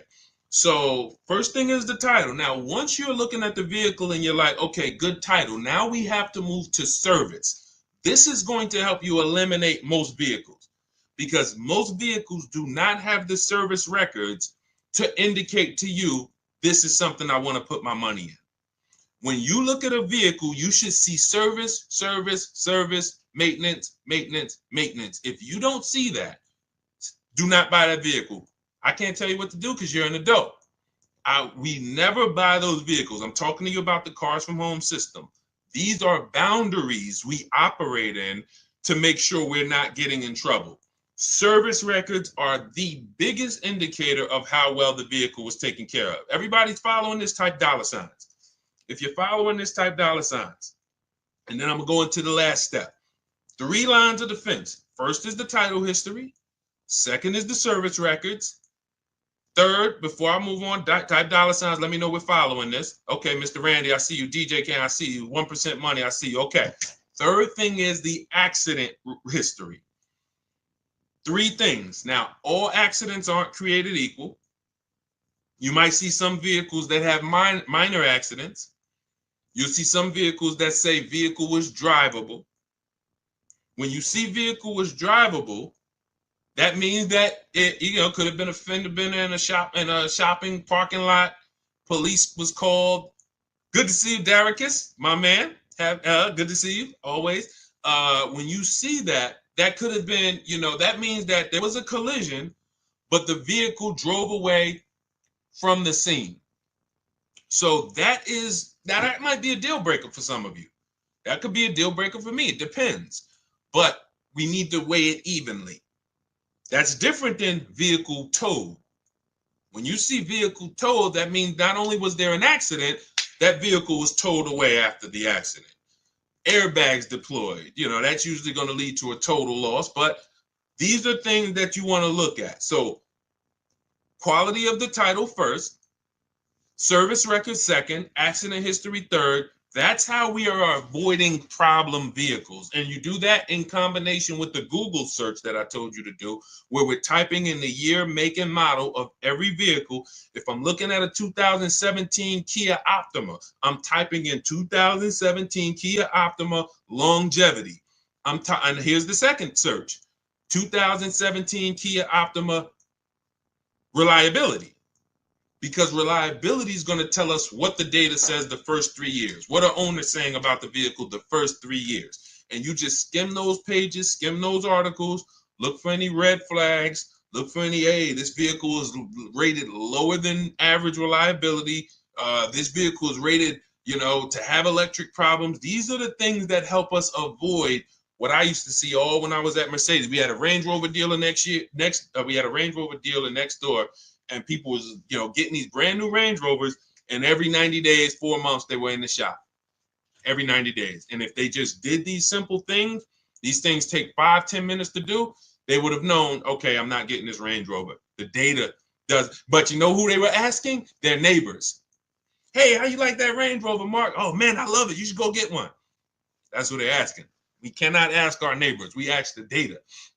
All right, great question. Keith Miller, let's go. Go ahead to the next one, Dolan. JR4L, let's go. It's 2025. By the way, all of you who are like, Deshaun, this is a lot of information so far.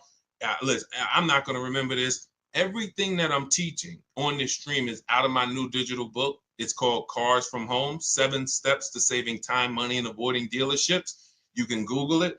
It's 5-star rated. Thank you to everyone who's taken the time to rate it and send me your stories. That's the entire blueprint for how we get below market deals, leases, new cars, used cars, and we have a welcome offer. It's normally $97, but as part of our welcome offer, you can get your book for 75% off. That'll be $24.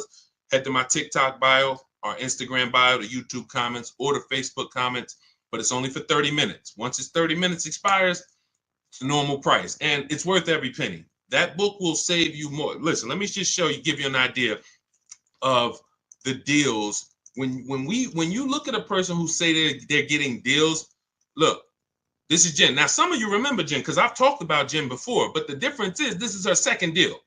So once you learn this system of how to shop from home and be empowered, it just gets easier and easier and easier. So this is Jen's second deal. Look, she said, I graduated again. This time she got a used vehicle, 2021 Kia Forte. Original MSRP was $24,485. She got it for $17 out the door. So she probably ended up paying like $15 for it because $17 was out the door with taxes and everything. She's grateful for this program. Helped me navigate another deal. Start to finish on this deal was 3 days. Thank you, Jen. This is the empowerment I want for you. The confidence. I don't care if you're a woman, you're a single mom, you're an introvert, you're a grandmother. If you can use a computer, you can do the Cars from Home system, and you can come out of this programming that they have everybody doing with oh, I need a car. Let me just go right into the dealership, into the den of lions, and try to negotiate a deal. That's just not. You're not going to get a below market deal that way, and you're not going to have an empowered process. What do I mean by that? A guarantee that you got the best deal in the market. So that's what Cars from Home will teach you. For those of you who are like Deshaun, I'm more of a do it with you. The way we could do this together. That's our Cars from Home Done With You program. You can click the link in our bios and in the comments, see if you qualify for that.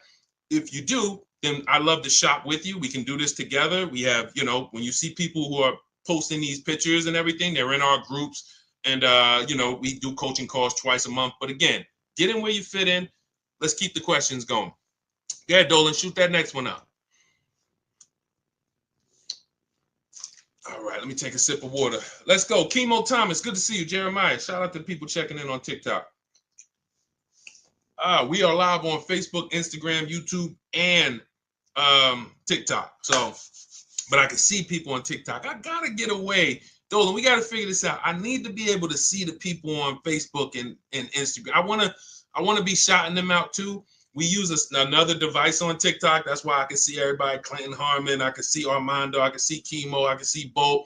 Don't think I wouldn't be shouting y'all out too. Now, if you ask a question, then of course Dolan will bring you up and you get your questions answered. What do you think about an aftermarket warranty at CarMax versus the manufacturer? So an aftermarket warranty. The person asked, what do we think about aftermarket warranties on CarMax versus the manufacturer? So CarMax, when you hear any dealer say we have a warranty, it is limited.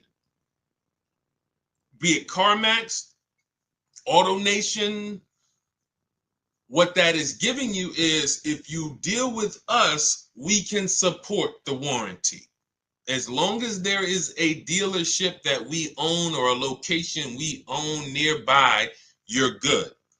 It's not like you have a Honda, your warranty is good anywhere in the USA. You could be in California, Oklahoma, Florida. Find the Honda dealer, you're covered because Honda USA is covering it. So we got to weigh those two things differently. If we're buying locally or we're buying from somewhere where we know there's some of these places, let's say CarMax says, okay, we'll give you the CarMax warranty for $1,500 and that'll cover such and such. First things first, here's the biggest thing. Write this down. Find out what's covered. That's the big thing. You know what the next big thing is? What's not covered. Because who's had an example? And listen, we're an honest community here. The people who look, it might sound like Dag, man, it seemed like when I get on this stream, Deshaun, I'm like, I'm doing everything wrong. Yes, that's true. Because you haven't been on the inside. I've been a car dealer, car salesman. I've had my own brokerage. I've been in the industry since 2006. So the way I'm talking is to make you an insider. It's corporate greed, and I'm giving you the things you need so that you can see the smoke and mirrors now. So it's going to sound like, oh man, I'm doing everything wrong. But the empowerment is now we know what not to do. Now we know what not to do. So who's had an example of buying a warranty and then going to use the warranty and finding out that what they wanted to use it for was not covered? Type ouch. Type of ouch. You know what the pastors say, if you can't say amen, say ouch. This is why when we get these warranties, we have to ask clearly what is covered. I see you. It's no username, it's just a bunch of numbers, but I see you. Thanks for being honest. We want to ask what's covered, what's not covered. So if CarMax is offering you a warranty, we need to know what's covered, what's not covered. Now, if your vehicle is still under manufacturer's warranty, which means every new vehicle that comes and is sold in this country comes with a manufacturer's warranty. While that vehicle is actually under manufacturer's warranty, it is less expensive to extend it because it's already covered. Once the manufacturer warranty runs out, it now gets more expensive. So if that vehicle still has a manufacturer's warranty, you could call a local dealership and find out how much would it cost to add the warranty. And then you could compare that to the CarMax price, and you can compare that to what's covered. But I would be very leery to get a warranty unless you know for a fact that you're going to use it, which means, pay attention, it's very important. Vehicles that have a high likelihood of things going wrong or breaking, and then they're expensive to fix, these are the vehicles you really want warranties on. You don't, listen, Hondas, Toyotas historically have been inexpensive to fix, but even now they're getting more computerized. You want to make sure that the cost of the warranty is going to be something that you get money out of. I'm not going to pay $3,000 for a warranty when, let's say, if two things break on the car, it might only cost me $2,000. Now I done lost. You have to, when you get a warranty, it's like, I know that if one thing breaks on this car, that could cover the whole warranty. These are Mercedes. These are your BMWs. These are Cadillac. Vehicles that have the parts are expensive, the labor is expensive. These are vehicles that you really don't want to be without a warranty. You want to buy as much warranty as you can. Okay, I have a guide on how I teach you this in the book. This is in step 6 when we get to paperwork and protection, because it's a shame to get a great deal and then turn around and you didn't cover it the right way and then you're exposed. Okay, so, but that's how I would weigh it out. Go ahead, great question. Keep it going, Dolan. Shoot the next one up. We are live on Instagram, YouTube, TikTok, and Facebook. Type your questions. We'll get to as many as we can. Can a person still lease a new car after a bankruptcy, or will I be stuck with pre-owned? Listen, I would tell you what I like to see, and what most banks like to see is high sixes, 680, 670. I like to see people get at least there, because that gets you out of the manipulation zone, I call it. The manipulation zone is, oh, we got you approved, but you're not tier 1. You're tier 3, you're tier 6, and then they can manipulate that payment. And we have ways to protect against that. That's why we always have multiple offers. So I'll give you an example. I got an Infiniti. I leased an Infiniti truck middle of November, my wife's birthday. So when I leased that, I got it for $1,200 out of pocket, $499 a month. It's a $54,000 vehicle. So now, when I went there, they used one of my scores, which was Equifax, and it was right under 7. And they still tried to play me. And they said, hey,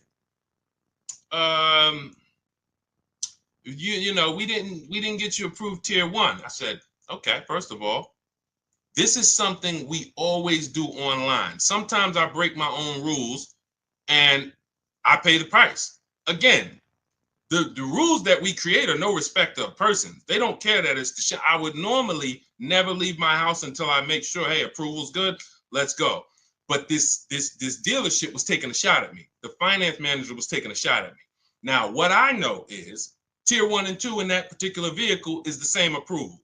He didn't know. I don't go in and broadcast. Hey, I don't want people to know that I'm Deshaun, the auto advisor. Like, that is like the last thing I want people to know when I'm getting a car. So I'm just like, okay, cool. But I have backup offers. And that's what you always have when you're in that manipulation zone. And even with high 6, you can have a 690 score. Somebody wants to take a shot at you. They're going to take a shot at you. And how we protect that is always having backup offers. And we say, okay, well, if that's the case, then actually I'm gonna go with my second offer. Is there anything else you can do before I move on? And most times that's when they'll say, oh, okay, well, we talked to the bank, you're good, no problem. That's the way it works. And again, if I wasn't in the business, if I didn't sit in that seat, I wouldn't be able to coach you guys and give you the tools necessary. So this is why I like to see people get to the high 6s at least before you start to pursue a lease, because once that's going to qualify you for most programs. Yeah, I'm not saying you can go out and lease a Benz the first time. Usually Benz doesn't want to be your first lease, but Hondas, Toyotas, Fords, most vehicles are going to be, you're going to be just fine there. So get your credit up to and if you need a car right now and you have to buy it, I'd buy an inexpensive car. I would get a very inexpensive car. If my goal was to lease, I would be looking at something on Facebook Marketplace, a couple $1,000s, get that car, drive it for a couple months, keep my bills down, get my credit up to close to 700 or more, because that's simple to do when you have a bankruptcy. You got a blank slate. I've seen people get one credit card or two credit cards, and in less than a year, they're at a 700 score. So you can literally be setting yourself up for success in leasing a brand new vehicle in less than a year if you follow a nice plan. Okay. But if you want it all, then yay. Some people go out, hey, I don't care. Credit score is, 0. I just came out the bankruptcy. Let me go get this Dodge Charger. I want the Hemi. I want the Hellcat. And someone will put you in the car. So it's not that, oh, Deshaun, you told me I couldn't get a car. No, I'd never tell you that. Someone will put you in a car.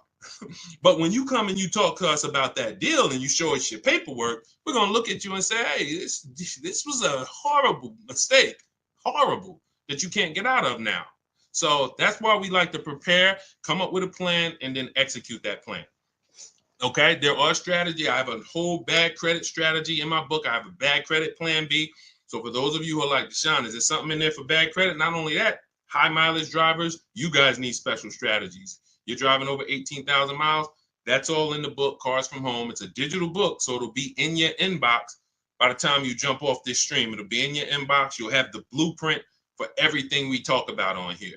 Okay, and we have a welcome offer. Normally $97. You can get your book for $24. That's 75% off, only for 30 minutes. So head to my TikTok bio, my Instagram bio, click those links or the links in my Facebook and YouTube comments, get your 75% off. And then once you pay for your book, very important, screenshot that thank you page, because the book is on there. You can literally open that, save it to your computer, and then you have a support email. Just in case some of you type your email wrong, you can email my support team and make sure you get your book. All right. And for those of you who want to work with us personally, you want to see if you qualify for our Done With You shopping, where we shop together and you shop among our community. We have 2,000 people in our community. We have a private Facebook group. We have a coaching call twice a month. Then you can click those same links, but you're going to click the Done With You and see if you qualify for that. All right. Let's go, Dolan. Keep it going. Rib Slab, good to see you. Daniel Ridley, what's going on? Mrs. Onassis, good to see you. Peaceful Grace, good to see you. Killer Bees, Mr. Randy, thank you. Listen, Mr. Randy, it said you just became the number 8 member on the team. I don't know what that means, but I just want to let you know that. I appreciate it. You are the number 8 member on the team. And you got a number 1 gift badge. So, I mean, I appreciate it. I've extended my Mercedes warranty with Mercedes for years, 4 and 5. Will this be like the 3-year warranty? Hold on, let me read this again. I've extended my Mercedes warranty with Mercedes for years 4 and 5. Will this be like the 3-year warranty? I'm sorry, I don't understand the question. Could you rephrase it? Go ahead, Dolan, shoot another one up.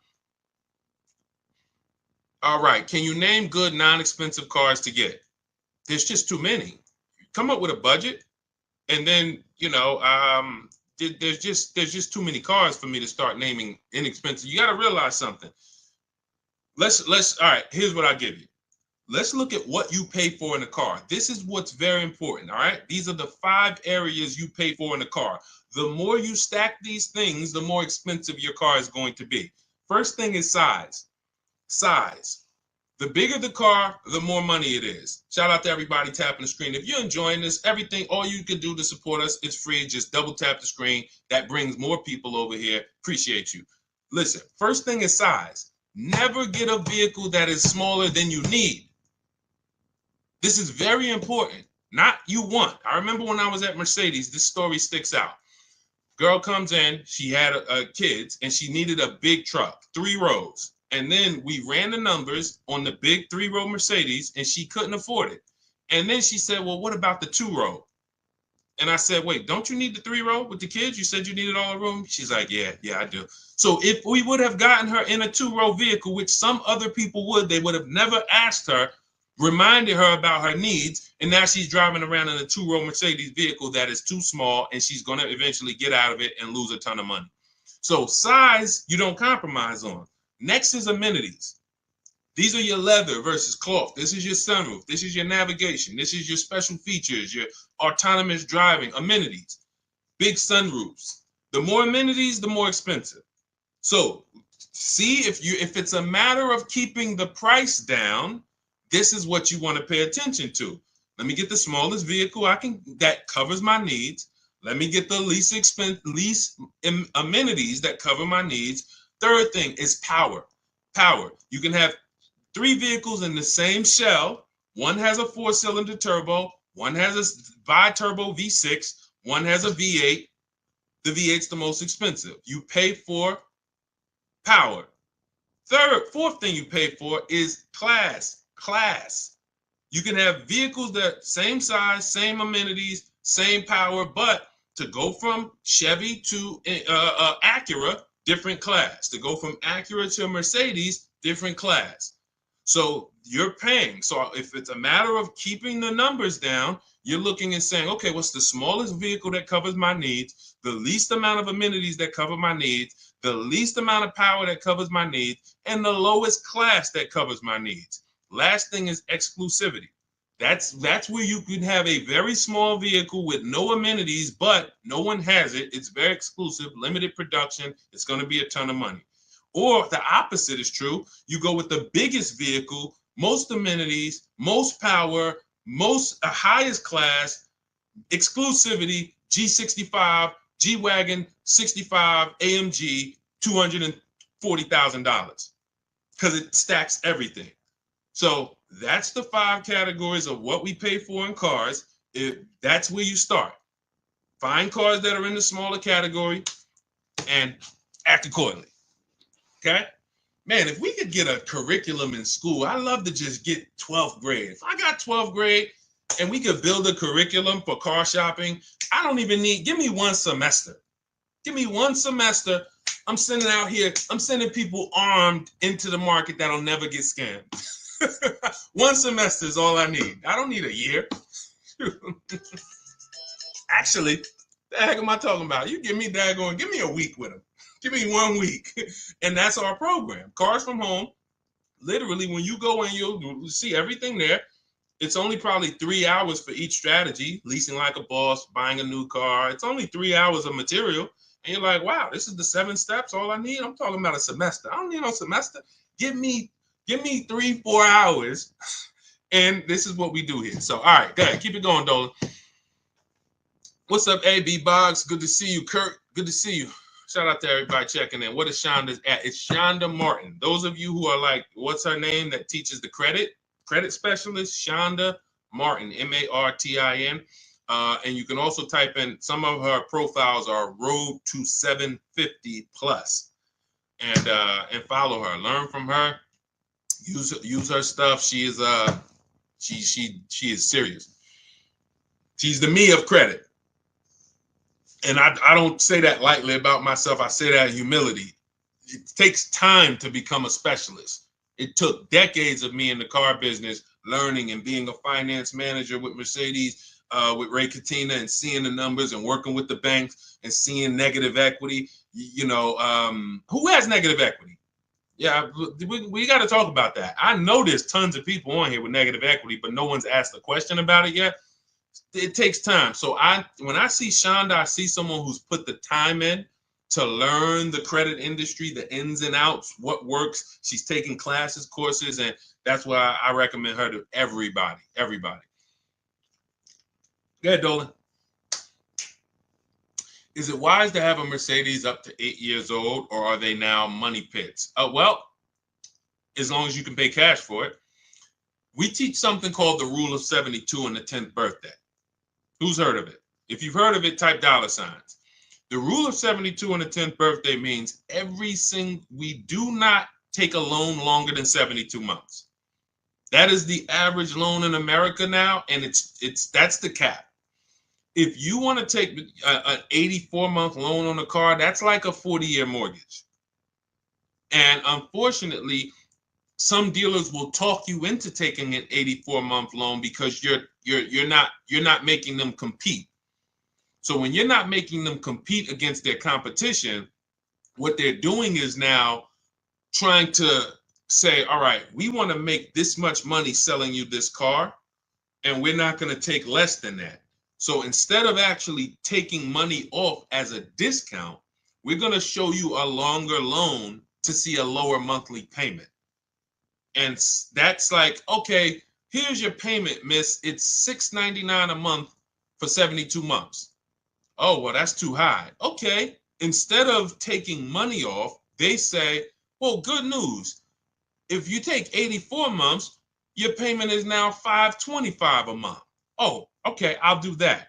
You lost because they just stretched out your loan. You're going to pay more interest, and you're paying too long for a vehicle. And so that's the 72-month part.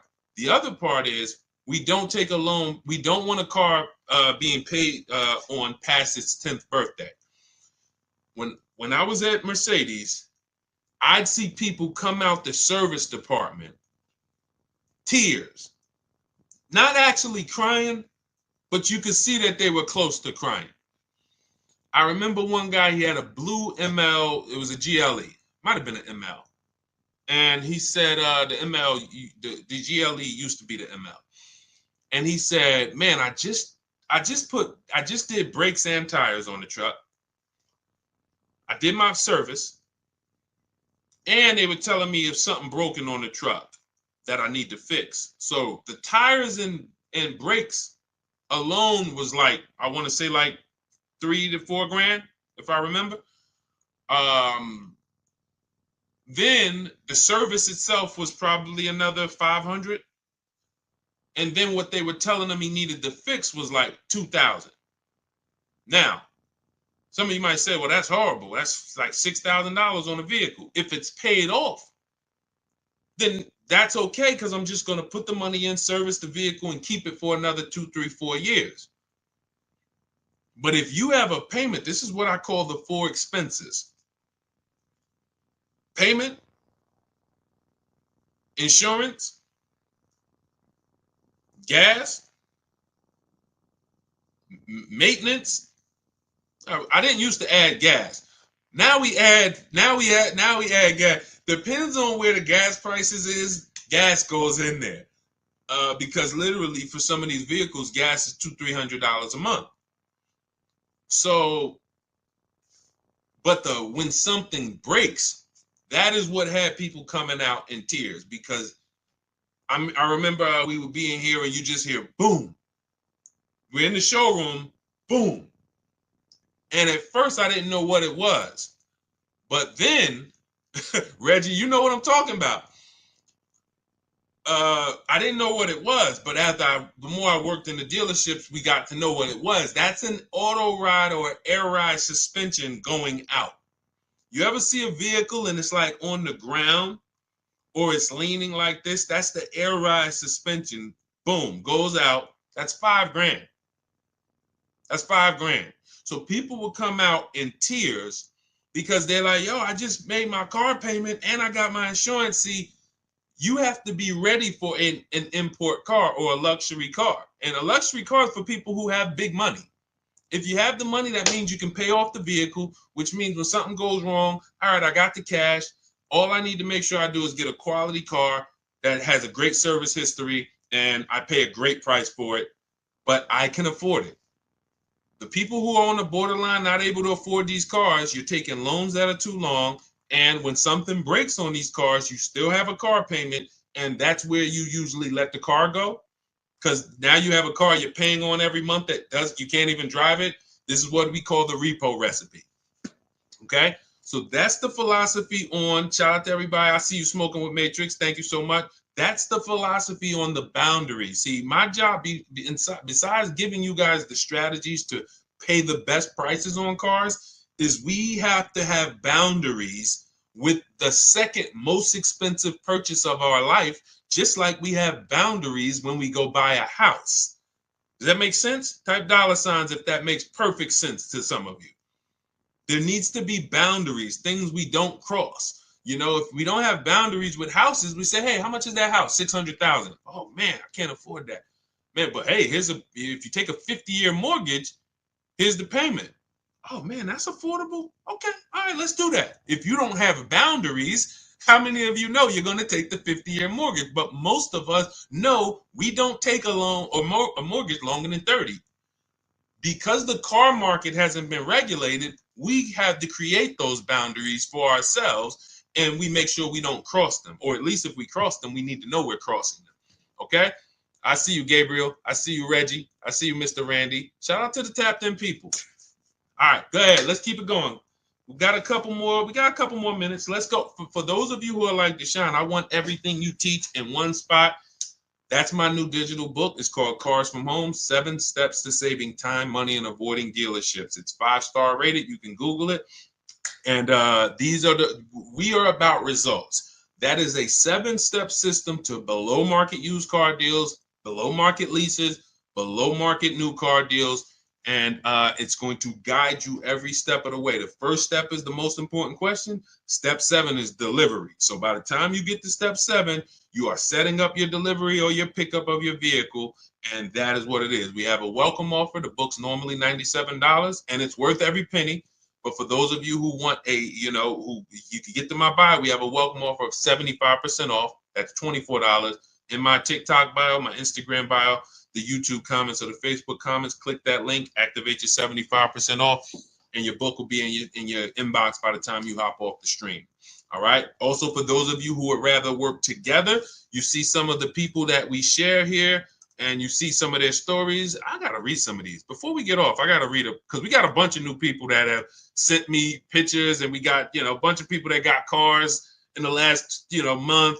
So we got to, we'll go over this. But these are the things that, for those of you who are like, hey, this private Facebook group, that's our done with you. You don't, that's our done with you. The book is for people who do it yourself.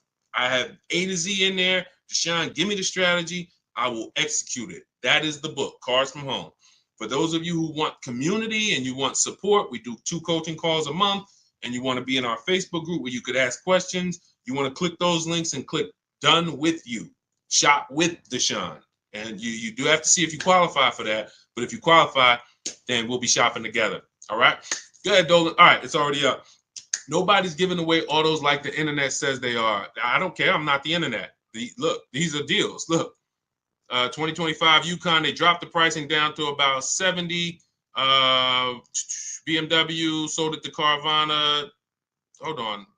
Look, original MSRP. Wait, hold on. We already talked about Jen. This is a 1.1% lease on a Nissan Murano Platinum 585, $50,000 vehicle. That's tons of discounts. I know when I got my Infiniti when I got it in November, I got $8,000 off. We could go Milligan. Look, Milligan, $79,000 Mercedes EQE 350. Look, 2024, $79,000. Look at the discount, $20,300 off with all the rebates and the discounts. Unfortunately, you just don't know how to shop. And if you can see that, you shouldn't know how. You're the public. You are the public trying to do battle with an industry. I'm somebody who I'm in the industry. And people call me all around Jersey. People know me before anybody on the internet ever knew me. People in Jersey knew me. Call Deshaun, family members, friends. They still call me and say, "Hey, Deshaun, I know you're teaching and all of that. I know you got the book, but hey, you know you're the person I call." We accept nothing less than big discounts and below market deals. So it's just what you know. If you had a leak in your bathroom, it might seem like, oh God, there's water everywhere.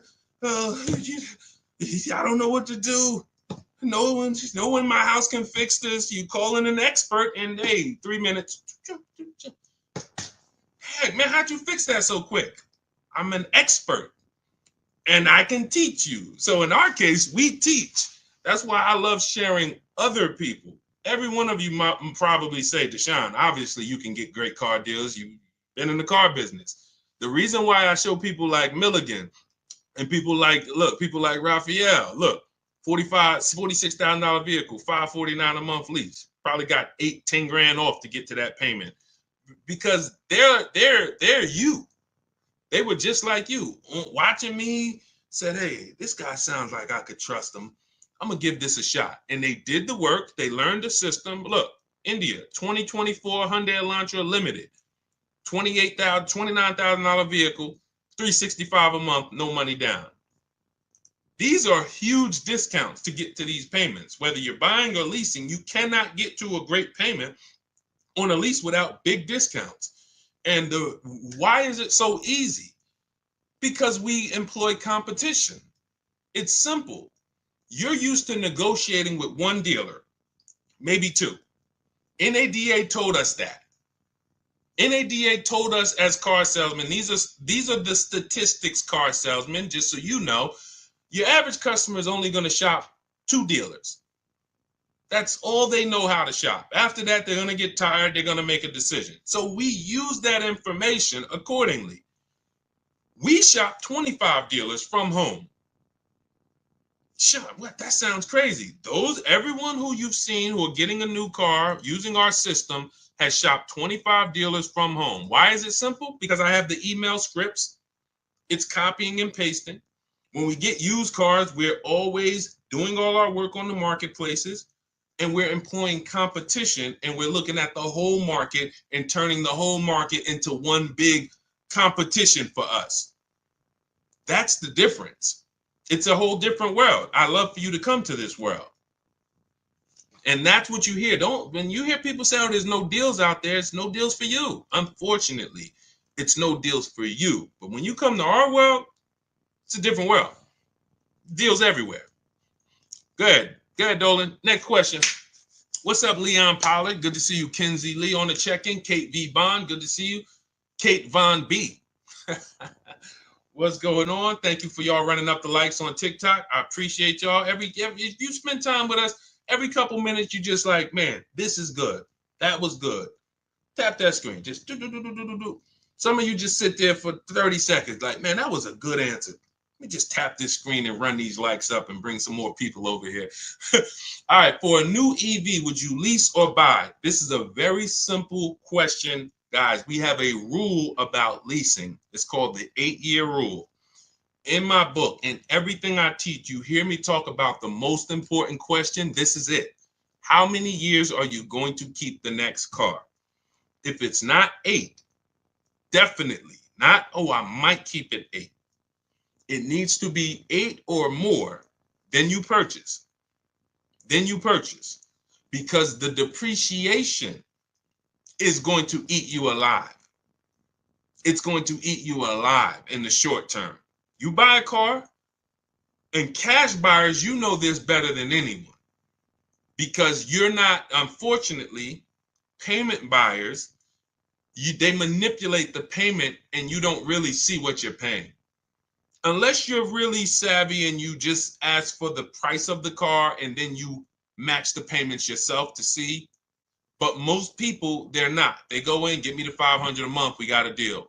That is a recipe for a big commission because these things can be manipulated. So in the short term of a purchase, the depreciation is going to ruin you. You buy a car for 40, you come back, it's worth it. Let's just take, since you asked the question about the electric vehicles, let's just take the example of what we've experienced in the last 6 months. The value of electric vehicles have fallen through the ground. It's literally people were buying electric vehicles for 60,000 and then in a couple, literally 2 years later, they were worth 30. Horrible depreciation. How could we have avoided this? Shopping for a below market lease. Shopping for a below market lease. Short term, I'm not going to worry about the depreciation because I'm going to shop my offers. I'm going to get the lowest price on the lease. We always get at least 5 offers. Our system teaches you how to do that. You need to get at least 5 offers, whether you do it my way or your way. If you want to call around, talk to enough dealerships, you could ask for the sales manager and try to cut through the BS and get 5 offers. You're going to see how different they are. You're going to see how different the offers are. And once you see how different the offers are, it's going to prove to you, this is why I need to be shopping multiple offers. So once you do that, you get your 5 offers and you'll see that's my lease deal. That's going to be my below market lease. If I'm purchasing though, I'm planning on keeping this vehicle for the long run, long haul, 8 or more years. And I'm not worried about depreciation. Who has a vehicle they've had for at least 8 years? Type me. Matter of fact, how many years have you had it? Let us know. Let us know. Let's get engaged, chat. Get engaged. C. Parker, hello. Hey, great car buying advice. Guess what? You can teach your info to older students in schools. Listen, I love to. Who has a car? Let us know how many years you've had the car outside. If you've had a car longer than 8 years, type the number of years that you've had that car. We're seeing people keep cars less and less. So, I mean, I don't even know if there's many people on here who've kept a car longer than 8 years. All right, I see one, user 608987. I can't see my Instagram, people. I'm sorry. Tomorrow I'm gonna have my device set up where I can see my Instagram. We bring your questions on, but okay, Paulie, I have a 2013 ES. Okay, this is the stuff where you don't have to worry about the depreciation. The longer you keep a car, the less you're concerned with the depreciation of it because you've gotten your money out of it. But when I was in the dealership, I can't tell you how many times, and some of you're guilty of this. I'm trying to get you out of this right now. I would be in the dealership, somebody walks by and they're like, hey, is that the brand new one? They're looking at something that's on the showroom. I'm like, yeah, that's the 2020, whatever. They're like, okay, soon as I got 3 more payments on this one. Soon as I make my last payment, I'll come see you for that one. That is 2 things wrong there. First of all, they thought they had to keep the car. They thought they had to pay the car off in order to get another car. If you thought that, you don't have to. They thought, oh, I got to have the title. You don't have to. So if you didn't know that, type of question mark. If you were taught, I thought I had to have the title, Deshaun, before I could replace the vehicle, type of question mark. If that's what you were taught, it doesn't. So that's the first thing wrong. The second thing, and the bigger thing, is you just paid an entire vehicle off, which is like a marathon. We call it. It's like a marathon. Hey, I'm gonna take a 5 or 6 year loan on this car, and then I'm gonna make these payments, and then I'm gonna pay it off, and I get my title. And then when I this is where you should be looking and saying, hey, now it's time to get my money's worth out of this car. Now it's time to make sure that I got a car outside. That thing is paid off. Hold on. I'm still trying to get on Instagram. That thing is paid off. And I'm gonna keep that thing in the driveway 3, 4, 5, 6 years. Maybe I'll pass it down to my kids or have it be a this or that. This is that time. But what's happening? We go and replace the vehicle. and we start a whole nother marathon. We start an entirely different marathon. That's what we're doing when we buy these cars that we are not keeping. We're not keeping them long enough to even pay them off, which means you always are going to have negative equity unless you're just making big down payments. So you're not even keeping them long enough to pay them off. Second, some of you are pay them off and then you go and you replace it again and get a whole nother vehicle. And then the third of you is, buying and doing it right, which is I'm paying my car off and I'm keeping this thing until the wheels fall off, or at least until I know I got my money out of this 8, 10, 12 years. So if you're not there, Deshaun, I'm nowhere near interested in keeping a car that long. You should be shopping for a below market lease. And that's what should have been being taught to you from the day you learned about cars. But because they taught you wrong, and because there's people out here with big platforms and influence that tell you never lease cars, now you're hearing conflicting messages, especially because these people claim to be offering good financial advice. So it's like, wow, I can't go against them. Meanwhile, if they don't know what they're speaking about concerning cars. Investing in stocks, God bless them, may do a great job. Car advice, they're costing you thousands and thousands of dollars. So the question is, how many years do I keep my next car? If the answer is less than 8, I'm shopping for a below market lease. Not a regular lease, not a lease I see on commercials. Come in and lease this vehicle for $429 a month, and nobody who's listening to us is paying those prices. I'm shopping for a below market lease, getting multiple offers, and that's what I'm going to do. If I'm keeping it more than 8, then I'll shop for a purchase, new car, used car, below market purchase. Okay? Simple rule. And that's step 1 of our process. We call it the most important question. If you buy a car but you should have leased, you lost money. You lost thousands of dollars, probably 10 grand. 7 to 10 grand. The more expensive of the vehicle, the more you lost. If you bought a big BMW and you bought it, but you should have leased it, you probably lost 15, 20 grand. Just in your structure. Your structure is incorrect. So let's go. Great question. All right, go ahead. I see we got a lot more coming in though. Let's see. Let me try to zip through these. By the way, all of you who are like Deshaun, I need everything you teach in one spot. That's my new digital book. It's called Cars from Home: 7 Steps to Saving Time, Money, and Avoiding Dealership. It's 5-star rated. You can Google it. It's everything we teach in one place, step by step. You can get we have a welcome offer, 75% off. It's normally $97. But if you get to my TikTok bio, Instagram bio, the Facebook comments, and the YouTube comments, click that link. That'll activate your 75% off only for 30 minutes. And you can get your book for $24. It'll be in your inbox in 3 to 5 minutes. All right. And you'll have the blueprint. For those of you who want to work with us and shop directly and get coaching and be in our community, we do coaching calls twice a month. And instead of reading, you want videos, you can click that button that says Shop with Deshaun. See if you qualify for that. And either way, that's our way of making sure that you have no excuse on not having access to affordable information to make sure you pay less than everyone else for cars. If the lease has 5K less miles than the terms, will they credit me the difference? No, but you want to do an equity assessment.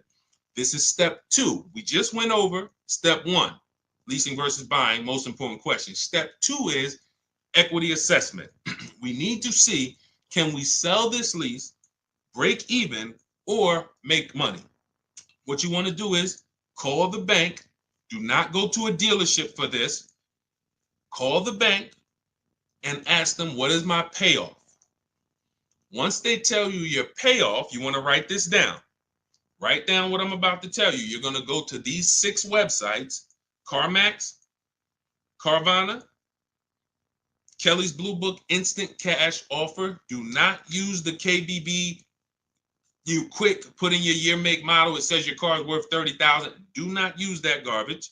You're going to go to Kelly's Blue Book Instant Cash Offer, Driveway, Car Gurus, Sell My Car, and AutoNation, Sell My Car. Those are 6 websites. We get these offers. It'll take about 20 minutes. When they ask you, is the vehicle a lease, a purchase, or owned, put owned. and then you want to see what is the market value of my vehicle, what are those offers, and what is my payoff. Can I break even, or can I make a little money selling this? A couple years ago, we had people making lots of money when cars were worth $7,000 to $12,000 more. But there's still people who are selling their leases, getting $1,500, $2,500, $3,000. Not always. It's no guarantee. But we never return a lease without checking for equity, because if there's $2,000 there, the dealer is going to keep it, and it's theirs. So this is our look like they have a lease in process that they want you to do as a customer. You can call for an inspection. That's their lease in process. In Cars from Home, we have a lease in process. It's called an equity assessment. So you want to see, yes, I'm below my miles. Is there a way that I can potentially pick up some money? Now, there's two types of equity assessments. There's a third-party restricted equity assessment, and there's a non-third-party restricted. It depends on who the lease is with. If the lease is with a company that doesn't have a third-party restriction, then you can just sell it direct to the highest bidder. If there's a lease that has a third-party restriction, then what we're going to do is there's an extra step involved, because we're not going to sell to those companies. We're going to sell to a local dealer. But we're using those 6 offers to evaluate if we even have equity. If you run those offers and you're like, hey, it looks like I got $3,000 to $4,000 or $5,000 of equity, but I have a third-party restriction, then we're going to call a local dealer. I have a script in my book. I'll walk you through who to talk to in a dealership, how to talk to the used car manager. You're going to get your 3 to 5 offers, and you sell to the dealership to get your equity. So either way, we get our equity if we have it, but we do not return a lease without ever doing an equity assessment. Go ahead, Dolan. This is good. If you're getting value out of this, type $signs. Let me know, chat. You're getting value out of what we're doing. I can't listen, Dolan. I can't get to. I'm trying to log in. It's not showing me as live on Instagram. I don't know why. I was trying to come in from a viewer perspective and see. Normally Instagram, I'd be shouting you guys out a lot more, but I cannot. I'm just having trouble getting to you. So on the next stream, we'll make sure you're here. But you guys can see if you type your questions, we bring them in. Shopping for a lease deal on a BMW X3 or Audi Q5. Credit score is 750. What's a good lease deal? We don't know. What you want to do when you estimate, first thing we do to even see if is this a vehicle we should even be looking at, is you take the MSRP, and we base a great deal. There's 3 types of leases: a steal, a great deal, and then it's time to chill.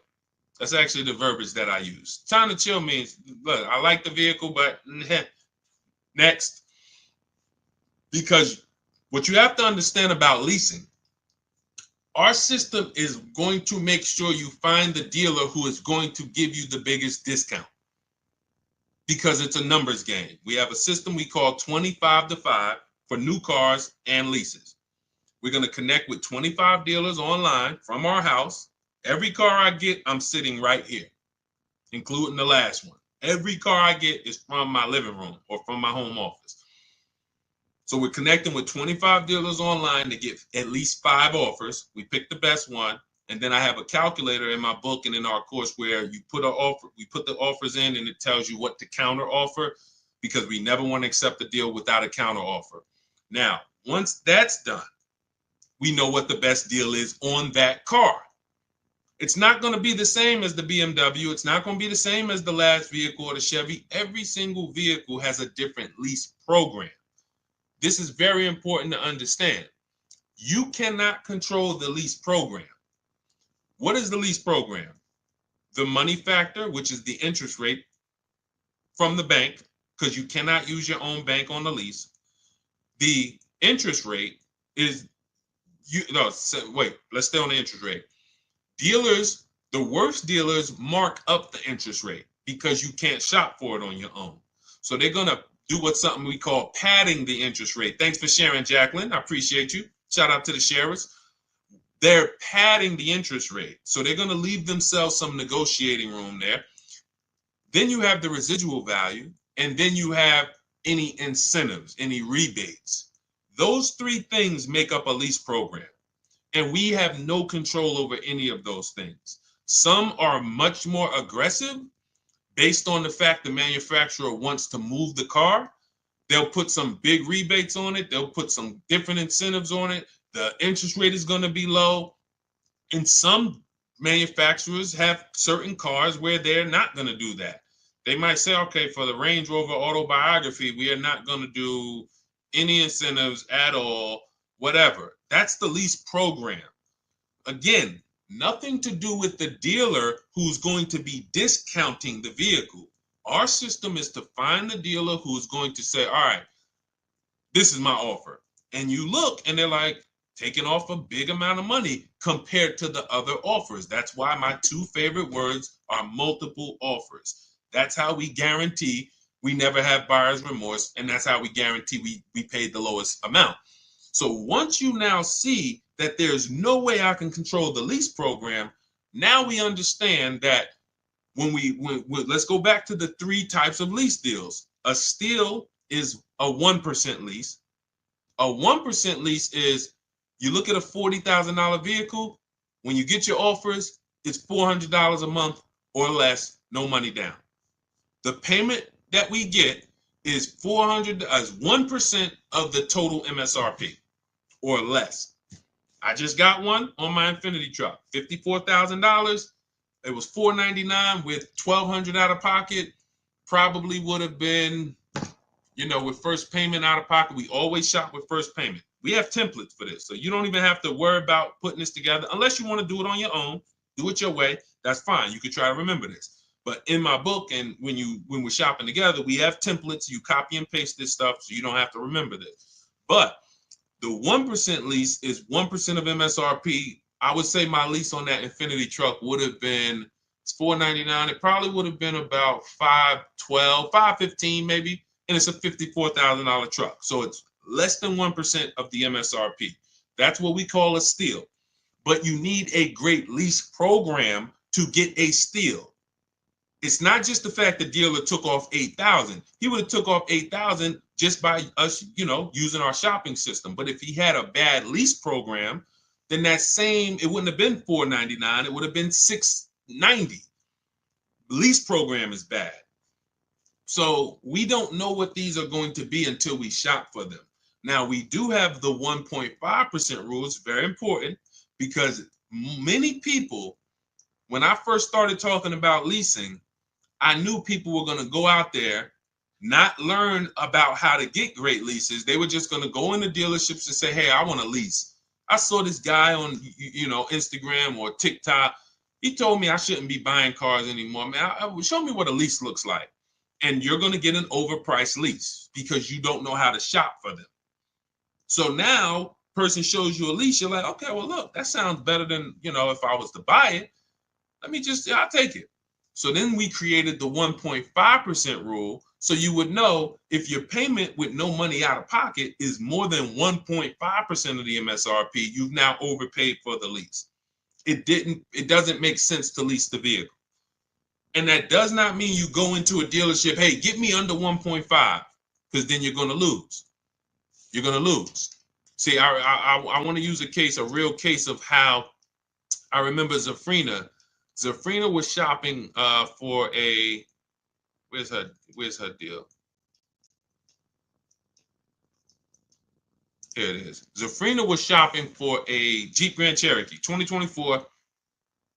And she's in our program, and she asked me, she said, Deshaun, I'm shopping for the gas vehicle. Best offer I got was like 1.19. I'm like, it's a great offer. But she was coming out of a Jeep that she had already had, and it was under 1%. So she was like, I really like to see the 1%, but she's like, I can't get it. But she said, the dealer said to me, if I took this other version, which is an electric version, that I could get it to 1%. And then I said, well, if you're going to change vehicle, you now need to run the process for that vehicle to see what the best offer is. Don't let that dealer flip you from a regular one to an electric and then tell you, well, I'll get you to the 1%. No, run the offers now and see what the below market price is on the electric. She did it. It didn't take her more than a day. She hit me back in our group and she said, look, I picked this up, end up getting a 0.88% lease, $579 a month, $66,000 vehicle. That is why we never go in telling people, hey, get me to 1%, get me to 1.2, get me to 1.5. No, that is the way to overpay. We sit at home, we get our offers, we work the system, and then we let the best deal reveal itself. When Milligan saved, look, I'm going to go back to Milligan. She got $27,000 off her Mercedes here. You guys can't see this on TikTok, but if you ever watch the replays on YouTube or on Facebook, you'll see $20,000. It's a $79,000 vehicle. She got $20,300 off from home using the Cars from Home system. She didn't know she was going to save $20,000.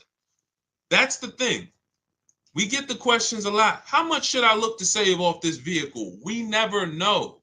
We do the process. We take 2-3 days. We work the market, use our scripts, use our templates, and then we see what is the best deal on this vehicle. That's how everyone does it. That's how Kimberly did it to get $20,000 off her Maserati. You guys can see here, she bought a Maserati, got $20,000 off of it, brand new. I'm just taking the biggest discounts because I want you guys to know, Sean, when he got his F-150 Lightning, he saved over $20,000. But they didn't go in saying, I know I'm going to save $20,000. They didn't go in saying, oh, man, they just worked the process, budgeted for their vehicle. And when they saw, oh, shoot, I saved $20,000 off this thing. And it was just a pleasant surprise. You look at somebody like Tiffany. Tiffany got $6,500 off her Mazda. Where's Tiffany? She got $6,500 off her Mazda, 2024 CX-90. That was the below market deal for her. But she shopped the offer. She saw some dealers not discounting, some dealers taking off $2,000, some dealers taking off $3,000, $4,000, and then the winning dealer took off $65,000. That's the below market deal. That is the process. So there's no push button solution. There's no magic formula other than we work our process, our Cars from Home system. We let the market submit offers. We pick the below market offer if it's in our budget. That's it. And that number is going to vary based on the vehicle, based on the programs. All right? Listen, everything that we've been going over, including questions that we didn't get to, it's a lot of questions that no one asked. You didn't ask about negative equity. You didn't ask about high mileage driving. You didn't ask about getting loans. We have a system called the bank bidding war to make banks and credit unions bid for our rate. So everything that we've discussed and things that no one asked yet is in my digital book, Cars from Home, 7 Steps to Saving Time, Money, and Avoiding Dealerships. You can get a copy as part of our welcome offer. It's normally $97. You can get a copy 75% off for 30 minutes, $24. Get to my TikTok bio, Instagram bio, YouTube comments, or the Facebook comments. We got a link there for you. And as long as you get there before 30 minutes, you got a copy for $24. It's everything we teach step by step to below market deals. That's a do-it-yourself master blueprint. Doesn't matter who you are, if you're an introvert, if you are, soft-spoken person, timid person, this is perfect because we don't talk. I'm never teaching you to go in and talk and negotiate with people who negotiate 3 times a day for a living. You can win by sitting at home and making these people compete for your business. That's our system. So get your copy for 75% off. You'll have everything we teach. Now, those of you who want to do it, Sean, can we shop together? We have a done with you program. You can go to those same links in the bios and in the comments, and you'll see a link that says shop with Deshaun. See if you qualify, and then we'll walk you through the entire process through video form. We have our Facebook community where you can ask questions and get support, and you're in a community with 1,600 people in our Facebook group alone, and we do coaching calls twice a month. So get in where you fit in. Does not matter. Just make sure you are using what we are talking about because corporate greed is out of control. No one cares when you overpay for a car but you and your family. No one cares. The dealer doesn't care. The government doesn't care. There's no lawyer who's going to say, oh, man, wow, you paid how much? Man, I'm going to help you get that money back. Nobody cares. So we make sure we arm ourselves with the right information so that we make sure when we shake our hand and drive off in that new car, we guarantee we didn't leave any money on the table. That's what I want for you. So God bless you. I will check back in soon. We'll be, see you on another stream, and keep unlearning and relearning.